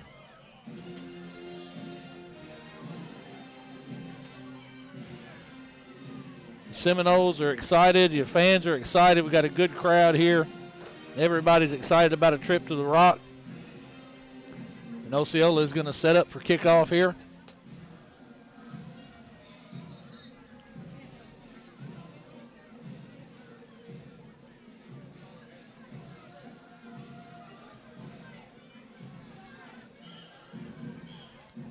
Looks like Jacob O'Kane is going to kick the football off. We got number 3, Zaylen Falls, back deep for Harmony Grove. Making some changes on kick coverage team. We got 4:36 to go in the ball game before the Osceola Seminoles are headed to Little Rock to play for a state championship. As a line drive end over and kick, Zaylen Falls takes it at the 2-yard line. He's up to the 15, now at the 20, continuing to move forward, 25, and he's taken down at about the 28-yard line of Camden Harmony Grove. Looks like that they're going to spot it right at the 28. 1st and 10 Hornets from their own 28-yard line. Hornets will have the ball 1st and 10 at the 28-yard line. Folks, this has been a great ball game tonight. It was tight in the first half. Ended the first half 14-0 Seminoles, but quickly Camden Harmony Grove scored in the third quarter to bring it 14-6. But it's been a good ball game after that for the Seminoles. We got a 4 wide receiver set, shotgun snap to Zachary Smith. We have a whistle. Play's been blown dead. And looking for the call. Flag on the play. Against the Seminoles. It's a dead ball foul, illegal substitution on the Seminoles. Must have had 12 men on the field at the time of the snap. Harmony Grove comes back out, shotgun set, 2 running backs, 2 wide receivers to the boundary side, 2 wide receivers to the field side. Snapped inside zone, handed to Zaylen Falls. He's looking for running room, and Rod Hale and Kamarian Brooks take him down for a loss. I think they're going to give him, they may give him forward progress to the line of scrimmage, but it's definitely going to be for no gain. Good stop there by Kamarian Brooks and Rod Hale. You see Osceola there just coming on the run blitz and able to get penetration through the line of scrimmage and eliminate any gain. We have a trip set to the boundary side, 1 wide receiver to the field side, and it's going to be an option reverse to number 30, and Osceola had it sniffed out, but he manages to get loose, but they're going to get him down. Don Taven Littleton and Dennis Davis back there, and that's going to be a big loss on the option reverse. It's ran by number 30, Damian Daniel for Camden Harmony Grove, and that's going to be a loss of about 4 yards on the play. It's going to bring up 3rd and 9 for the Hornets. The ball is spotted at the 29-yard line of the Hornets. 3rd and 9 here for the Hornets. We got a 3 wide receiver set, 2 running backs in the backfield. Shotgun snap. Zachary Smith has a football. He looks to pass. He's scrambling. Chris Littleton's pressuring. He's just going to throw it up, and it is intercepted. I believe it is intercepted by number 34, Logan Slayton. By number 24, Jaden Brown. Number 24, Jaden Brown with the interception. The Seminoles come up with the interception at the 40-yard line of the Hornets. Zachary Smith, he was under pressure and just threw the ball up. That's going to be the 2nd interception for the Seminoles tonight. It'll be the 3rd turnover, 2 interceptions and 1 fumble. Osceola's won the turnover battle here tonight, and you see the difference on the scoreboard. The Seminoles come out now, and I'm sure we're going to see Coach Hooks use some clock. The football game is well in hand, 38-6 your Seminoles. 2:57 to go in the football game. That's 2 minutes and 57 seconds away from a trip to Little Rock. And it looks like if everything holds at Prescott, we'll be looking at a game against Harding Academy for the state championship, for the 3A state championship. And we've got a timeout on the field, timeout Osceola, so we'll take a timeout with them. We'll be back in 30 seconds.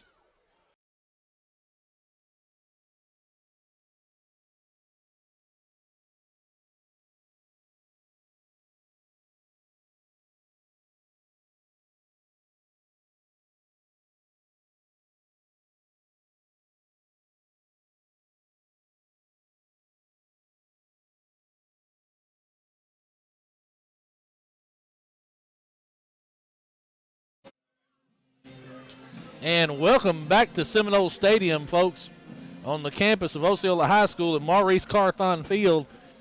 The Osceola Seminoles lead the Camden Harmony Grove Hornets 38-6. Osceola just intercepted the football at the 40-yard line of the Hornets. The Osceola offense is back on the field. Don Taven Littleton is now your quarterback. Shotgun set, 3 wides, 1 running back. The ball is handed off inside zone to number 7. That is Alton Bournes. You're going to see some players come into the football game. It's a 1-yard gain. Going to bring up 2nd and 9 for the Seminoles at the Hornet 39-yard line. And now we have Alton Bournes as your running back. We've got 4 wide receivers. We have a new quarterback. It's number 18, Torian Bell Jr. He's a fantastic freshman, one of the freshmen that's moved up to the senior varsity football team after the junior season was over. So we're going to see Torian Bell at quarterback right now. Shotgun snap. The ball's handed to Landry and Clayton on a end around, and he's taken down for a loss by number 57 of the Hornets. That's Dade Turner. We're going to see Torian Bell stay in at quarterback. Torian Bell Jr. at quarterback. Torian's dad, Torian Bell Sr., is our PA announcer here at Seminole Stadium. We're going to have a 2nd and about 9. They've moved it back now. I didn't understand where the ball was being spotted and the yard marker hadn't moved. But it's a loss of about 4 yards. It's going to bring up 2nd and 13 from the Hornet 43-yard line. I'm sorry, 3rd and 13 from the Hornet 43-yard line. You got a minute 57 to go in the football game. Torian Bell Jr. is your quarterback. Single setback is Alton Bournes. 4 wide receivers, 2 to the field side, 2 to the boundary side. Torian is going to use every bit of this clock that he can, this play clock. There's the snap. It's going to be a handoff again on an end around, this time to number 22, Jabari Person, and that's going to go for another big loss. Super defensive stud for Camden Harmony Grove, Daniel Hicks, who is a great ball player, great defensive ball player, gets penetration and gets in on the tackle there. And if you're watching the game, folks, you see a lot of those purple helmets out there. Those are some of the fantastic freshmen that have moved up. On 4th down, you're going to see us punt the football. You see the special teams change, bring back in the starting special teams unit, and Jacob O'Kane is going to punt this football away with less than a minute to go in the football game.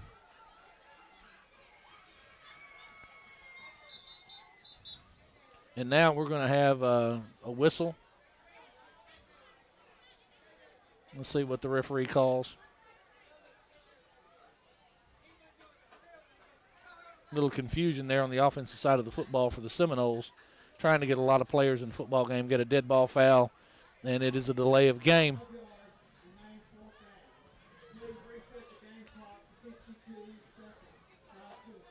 Game clock's going to be reset. Referee asked for the game clock to be reset to 53 seconds.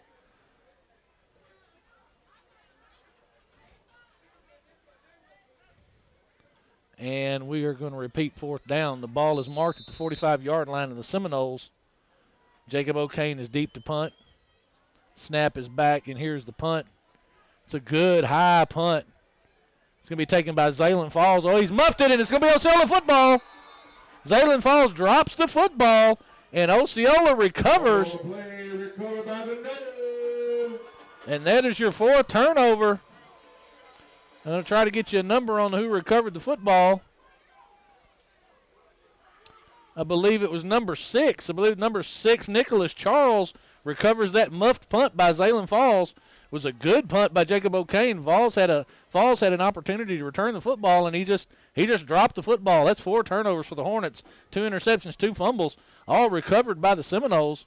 The football is going to be spotted at the 9-yard line of the Hornets. 9-yard line of the Hornets, and it looks like we're going to see the victory formation by Osceola. The starting Osceola offense is back on the field, and it looks like we're going to see victory formation by the Osceola Seminoles. MJ Vance is your quarterback. Brandon Johnson in the backfield, Stephon Coleman deep, and that's exactly what's going to happen. We're going to take a knee. Football is going to be spotted at the 10-yard line of the Hornets, 2nd down and goal.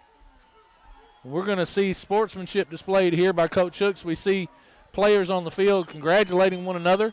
Not going to have to snap the football again, folks. That's gonna just about do it for the football game. On this side of the bracket in the 3A state finals, the Osceola Seminoles control the football game in the second half, win for a chance to go to Little Rock to the state championship of 3A, 38-6. 38-6, and this is the 3rd year in a row that the Seminoles have been to the state semifinals and made that trip, or got into the state semifinals. This will be the 2nd year in a row that Osceola has gone to play for a 3A state championship. Got to congratulate Coach Hooks. We definitely want to congratulate Ernie Horsekamp and the Camden Harmony Grove Hornets. We talked with Chad Hooten early in the year, and he picked Camden Harmony Grove to be a contender in the state playoffs, and he was correct. He thought that they might be the team to beat, but the Osceola Seminoles come into Seminole Stadium tonight and control the ball game, take care of business. Now, folks, let's recap our scoring while Michael is on the field. He's going to try to get a word post-game with Coach Hooks. He's looking for him right now. The first quarter, 1 minute and 23 seconds to go. We had an 8-yard TD run by MJ Vance that opened our scoring, and Jacob O'Kane kicked the extra point, 7-0 Seminoles. In the second quarter, 11:03 to go, 33-yard TD run by MJ Vance, and another Jacob O'Kane extra point took us to 14-0, and that was all of the scoring in the first half. The Seminole defense held Camden Harmony Grove offense to 35 yards in the first half, 35 yards total, and that was all rushing. That was an excellent display of defense by the Osceola Seminoles. In the third quarter, we opened the scoring in the third quarter at 8:44. Number 3, Zaylen Falls, had a 28-yard TD run for the Hornets. The 2-point conversion was no good, and that brought our score to 14-6. At 2:08 to go in the third quarter, number 2, MJ Vance, had a 19-yard TD pass to Dan Newsom. Jacob O'Kane brought us the extra point. That brought the score 21-6 Seminoles. That was all of the scoring in the third quarter. In the fourth quarter, 10:14 to go, MJ Vance had a 27-yard TD pass to number 12, A.J. Harris. A.J. ran right up the seam and was wide open, and Jacob O'Kane kicked the extra point. It was good, and we were at 28-6 Osceola. 9:49 to go in the fourth quarter. You had a 28-yard TD pass from MJ Vance to number 3, Greg Hooks. Greg Hooks does a great job high-pointing the football and getting his hands on it and bringing it down. Jacob O'Kane's extra point was good, and it was 35-6. In the fourth quarter, 4:36 to go, we had a 29-yard field goal by Jacob O'Kane. And a 29-yard field goal brought our score to 38-6 Seminoles. Seminoles had recovered 4 turnovers tonight, 2 interceptions, 2 fumbles. Certainly contributed to the outcome of this football game. And folks, there you see the Seminoles are on the field. They're gathering for a group picture. This team is going to Little Rock next week, Saturday night, 6:30 in War Memorial Stadium. Looks like we'll be playing the Harding Academy Wildcats for this 3A state championship. Gage is checking the score for me right now to see where we're at as far as Harding is concerned. And there you have it is 42-21, Harding Academy.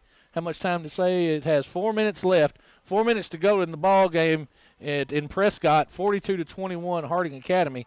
So if nothing changes there, it looks like we'll be facing Harding Academy next week in Little Rock, War Memorial Stadium for the 3A state championship. We see fans that are getting onto the field. They want to get down and talk to their favorite Seminole. And looking for Michael, it looks like he's making his way. We've decided that our players of the game are going to be all of the seniors for the Seminole football team. This team does not have a great group, or a large group of seniors, but they are definitely, they produce. They definitely produce. And, folks, Michael is looking at right now for the seniors and Coach Hooks. What a football game, folks. What a football game. Seminoles do a great job defensively, an absolutely great job defensively.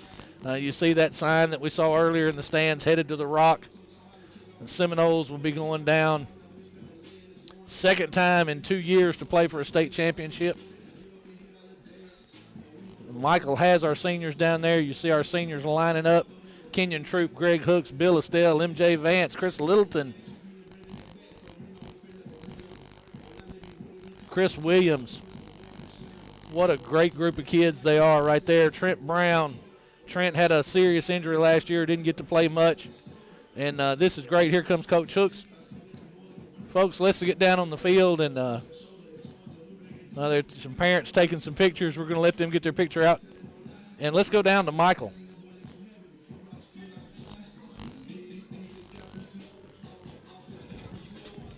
There we go. All right, Bobby. We had to wait on the post game here. Hey, Coach, what do you think? We're gonna play for it next week in the Rock, 2 years in a row. Just talk a little bit about your team tonight. Dominating performance here for the Seminoles tonight. Hey, very, very proud of the way that our kids come out and dominated tonight. That's just hopefully a precursor to what's going to happen in the state championship next week.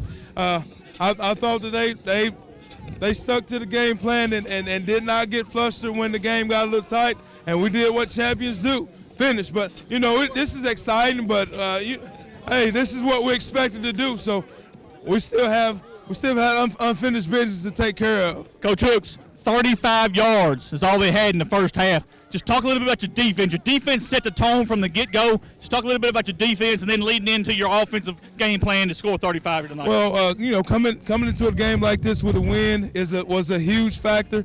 We were able to get the win first and pin them, and we did a good job of getting up on them early, and that is what helped our defense and offense come back. We missed two. We missed two opportunities to score. It should have been 28-0 at half, but hey, our guys, they rallied and fought, and hey, I'm proud of the victory. Coach, one more thing, and I'll let you go. You left out of Little Rock last year with a bad taste in your mouth. You've been thinking about that all year long. You're going to get the opportunity to do it one more time. Just talk a little bit about next week's preparation to try to get this win here next weekend. Hey, anytime you get a chance to play for a state title, it's always great. Hey, and one team is going to be excited after the game. One team's going to be sad. We're going to prep to make sure that don't have that same feeling that we had last year. Coach, I'm proud of you. Congratulations. The whole town of Osceola is proud of you. Let's go win the state championship next Friday night. Yes, sir. Let's say, Coach Robert Hooks, and hey, you see these guys around me, Bobby? These are your seniors. We talked about it in the meal today. We talked about this will be your last night, the last time you'll play on this football field as a senior. We talked about playing for your seniors tonight. Hey, MJ, you got all your senior brothers behind you. You're going to leave Osceola tonight winning your last football game on this turf. Can you talk a little bit about that?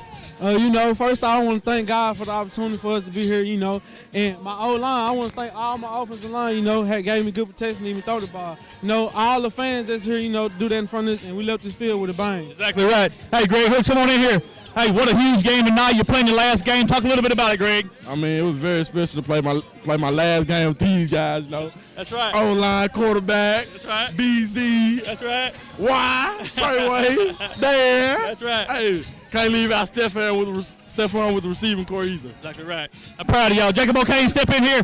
Hey, Jacob O'Kane 5 for 5 for points on the extra point tonight. Had huge kickoffs. Did good on the defensive line. Just talk a little bit about your last game played here tonight. I had fun playing with my senior brothers, my lineman, Ken over here helping me out because number 6, he was good. He was legit. And then the quarterback, MJ, going hard, and Dan making all the great kicks. That's right. Kenyon Troop. What do you think, Kenyon Troop? You pancaked all night long. What a offensive line. I mean, you did your thing. Hey, I had fun doing it the whole season, and I just want to thank everybody that was here. Chris, Jacob, Bill, everybody that made this possible. Proud of you. Come on in here, Chris. Hey, Chris, the only man I know it'll be 10 degrees outside. He'll stay outside with his shirt off. I'm freezing to death. You out there like they nothing. Chris, talk a little bit about your senior year, man, and how this was big tonight. It was big. To be up here with these guys for the last time. We've been working for 3 years, and it's time to finish. I agree. Congratulations. Come on, Bill. Bill Osceola, big on the line tonight. Bill, tell us a little bit about your senior year, buddy, and what it's like to go on the winner here tonight. Man. You don't know what to say. Oh, you speechless, Bill. Brandon Johnson, what a game, buddy. I'm proud of you. Talk a little bit about your senior year and what this meant to go out as winners tonight. Well, senior year, it's been fun. I know I done grew. I done known these guys for a long time, and I love these guys like they're my own family. And it's just sad to see it all end tonight, but we're going next weekend, get that rock and go get the ring for the community and the town. I'm proud of you. Good game tonight. Come on in here. Hey, talk about your senior year. Just let them know, hey, it's got to be a little emotional. You're going to walk out of here tonight as a winner, though. You're going to get to play for a championship next week. I'm just glad to be back. When I came back my 11th grade year, I knew we had something special. And to do it with my friends, that I grew up with, I can't complain. And I'm glad that we left it all the field tonight because that's what it's all about. We work hard. That's right. I'm proud of you. Big Trent Brown. Hey, let me tell you a little bit about Big Trent Brown right here. He goes out last year with an injury to a lot of people. It would have been season ending. It would have been all over with. He works hard in the off season. He comes back and he will not let his friends down. Trent, your senior year, baby, you're going out as a winner. Talk a little bit about it. I want to give honor to God, but it's been great. It's been a wonderful season for us. We've been working real hard to do everything we can to execute, to do everything we can to lead us back, going back to state again. Hey, we're going to play for it, Trent. We're going to play for it. Yes, sir. Yes, sir. I'm proud of you, Trent. Get on here. Come on, Trey Moore, Mr. Dependable. We got his fan club here tonight. Trent, the play I remember it. MJ scrambling. You got to get the first down. He throws the ball to you, and you make sure we catch that ball there. Just talk a little bit about your senior year, buddy. Huge play there, gets us a first down and takes us down the field and scores. Let's talk a little bit about the win tonight. Trey, you going to go out as a senior? You can go out as a winner. Talk a little bit about that. Yes, sir. It's my last time playing on the field. I just had to go up, concentrate on the ball, make a big play for my team. I'm proud of you, Trey. What a game tonight. Hey, we got one more, don't we? Yes, sir. We want everybody to come see us next week. Yes, sir. I'm proud of you, Trey. Good job. Come on, Dan the man. Come on, Dan the man. Dan, you made some heck of a plays here tonight. Big catches, big on defense. You were everywhere. You ran the football and on the offense. Just talk a little bit about everything here tonight. You get to go home as a winner. I feel good. I'm ready to go back to state and win it all. Yes, sir. We got one more, don't we? Yes, sir. One more. Harding Academy next week. Seminoles want a chance to win it all again. We're going to get that chance. Yes, sir. We're going to go beat them too. Yes, sir. I'm proud of you, buddy. Thank you so much. Bobby, that's all I got down here. I'll be back up here in just a minute from downfield. All right, there you have it, folks. At senior group from from the Osceola Seminoles, Dan Newsom, MJ Vance, Greg Hooks Jr., Travion Moore, Brandon Johnson, Darnell Hopper, Chris Williams, Kenyon Troop, Jacob O'Kane, and Bill Estelle, and Big Trent Brown.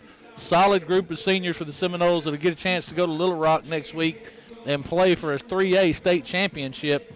Folks, we're going to take a short break. Don't go anywhere. We're going to come back and wrap this thing up. But we're going to take a 30-second break while Michael makes his way back to the booth, give our sponsors a chance to get a last word in. We'll be back in 30 seconds.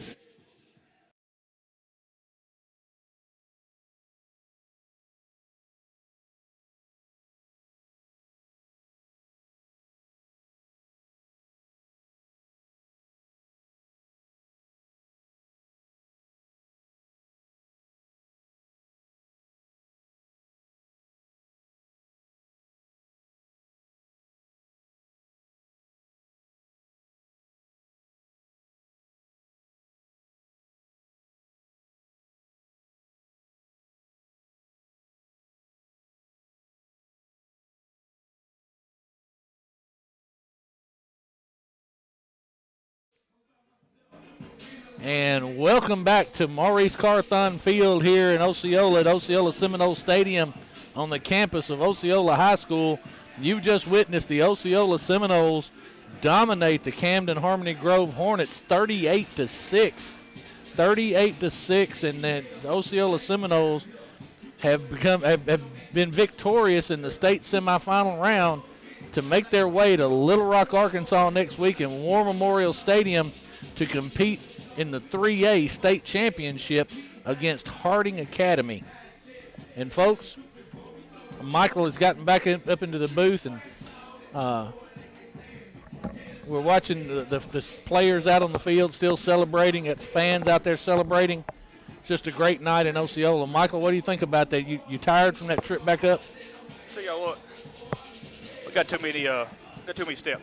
Too many steps. The stadium's too big. Michael said we're going to have to cut it down or get an elevator. We're going to work on an elevator. Hey, am I cold? Yeah, you're cold. It's cold down there, folks. I'll tell you what, that wind is blowing down there. Bobby,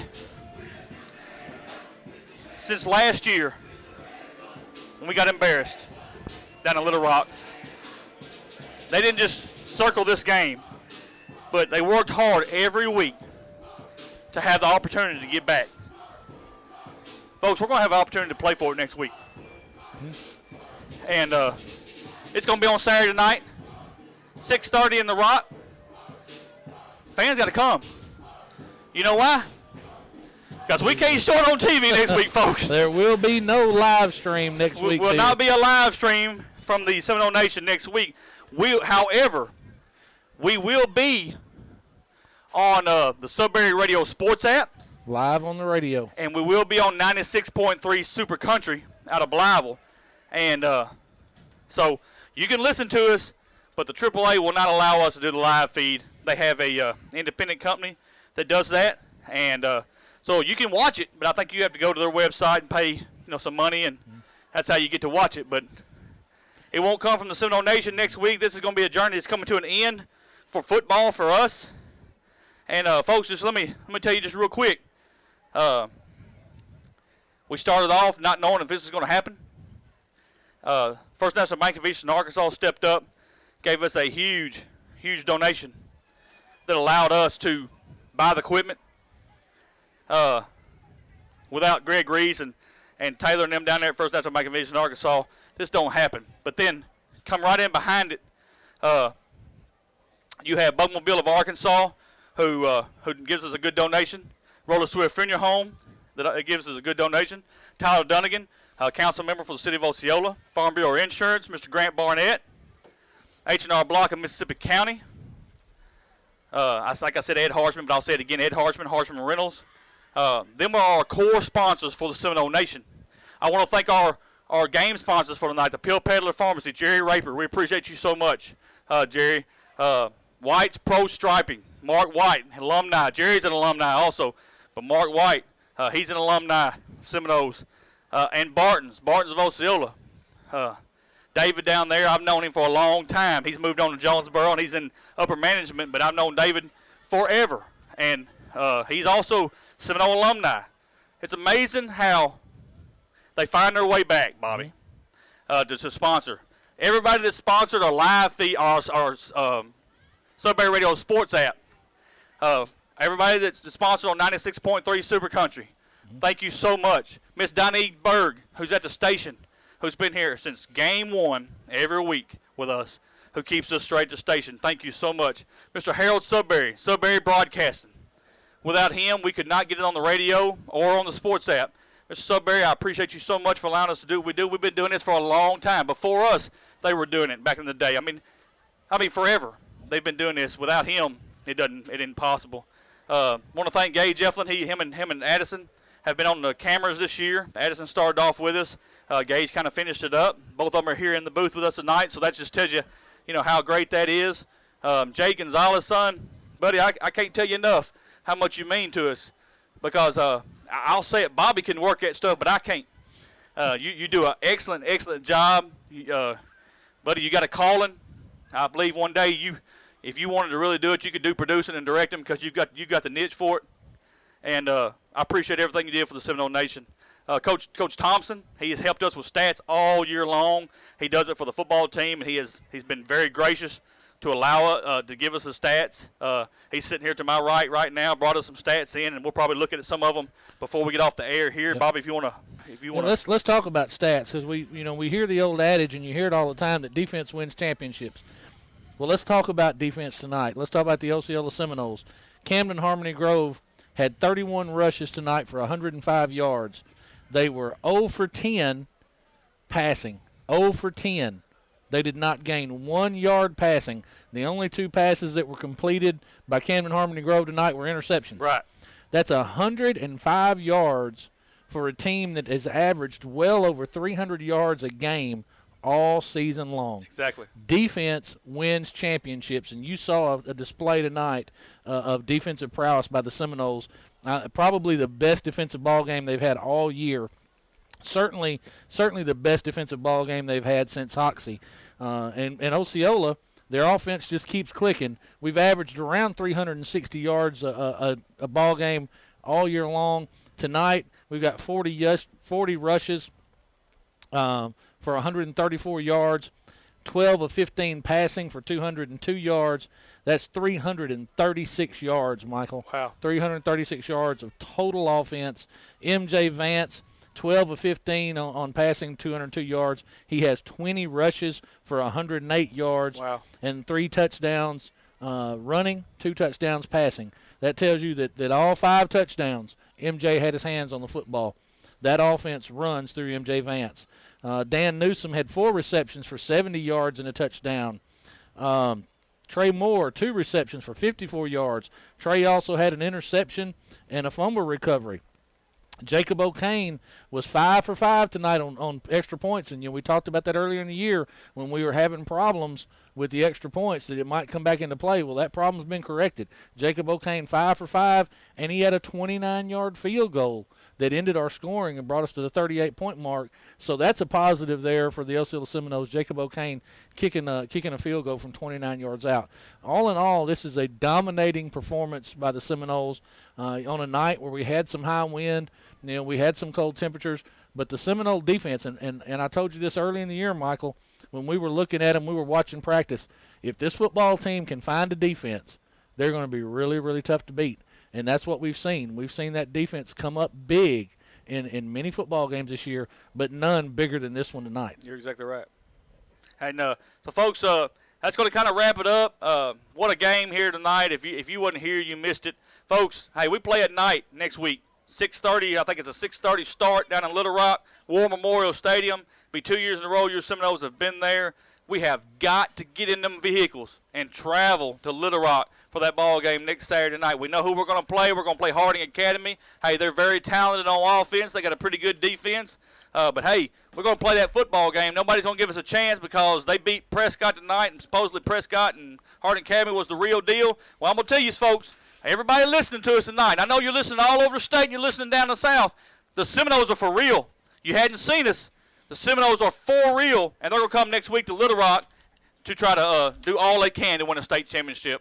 Hey, I want to thank everybody again. Thank you so much. Again, folks, here's the rundown for y'all that's still listening. Tuesday night, we'll have the Robert Hooks Show, the 6 o'clock on Facebook and YouTube.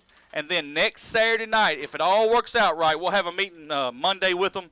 But if all it works out right, we'll do Seminole Nation Live starting at about 6:30 or 6:40. We'll do a live show from War Memorial Stadium up till 7 o'clock kickoff. At that time, we've got to cut the camera off. We'll go to Sudbury Radio Sports app at 96.3 Super Country, and we'll bring you that game in its entirety. At halftime, we'll come back, do a live show from the halftime. We'll cut the cameras back off again because they won't let us show it.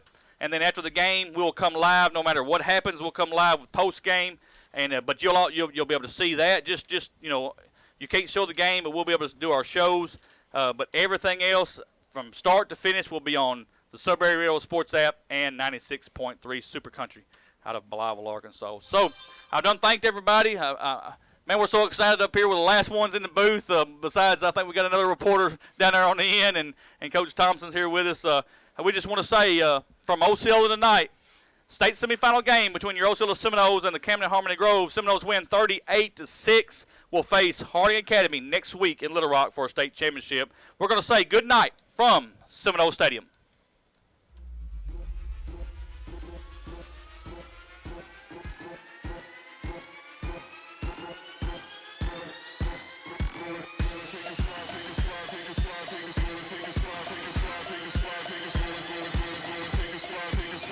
Take a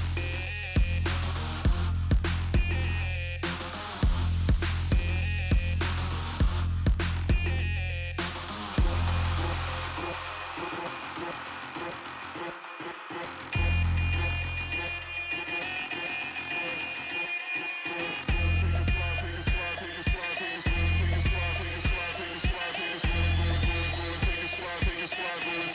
find your zone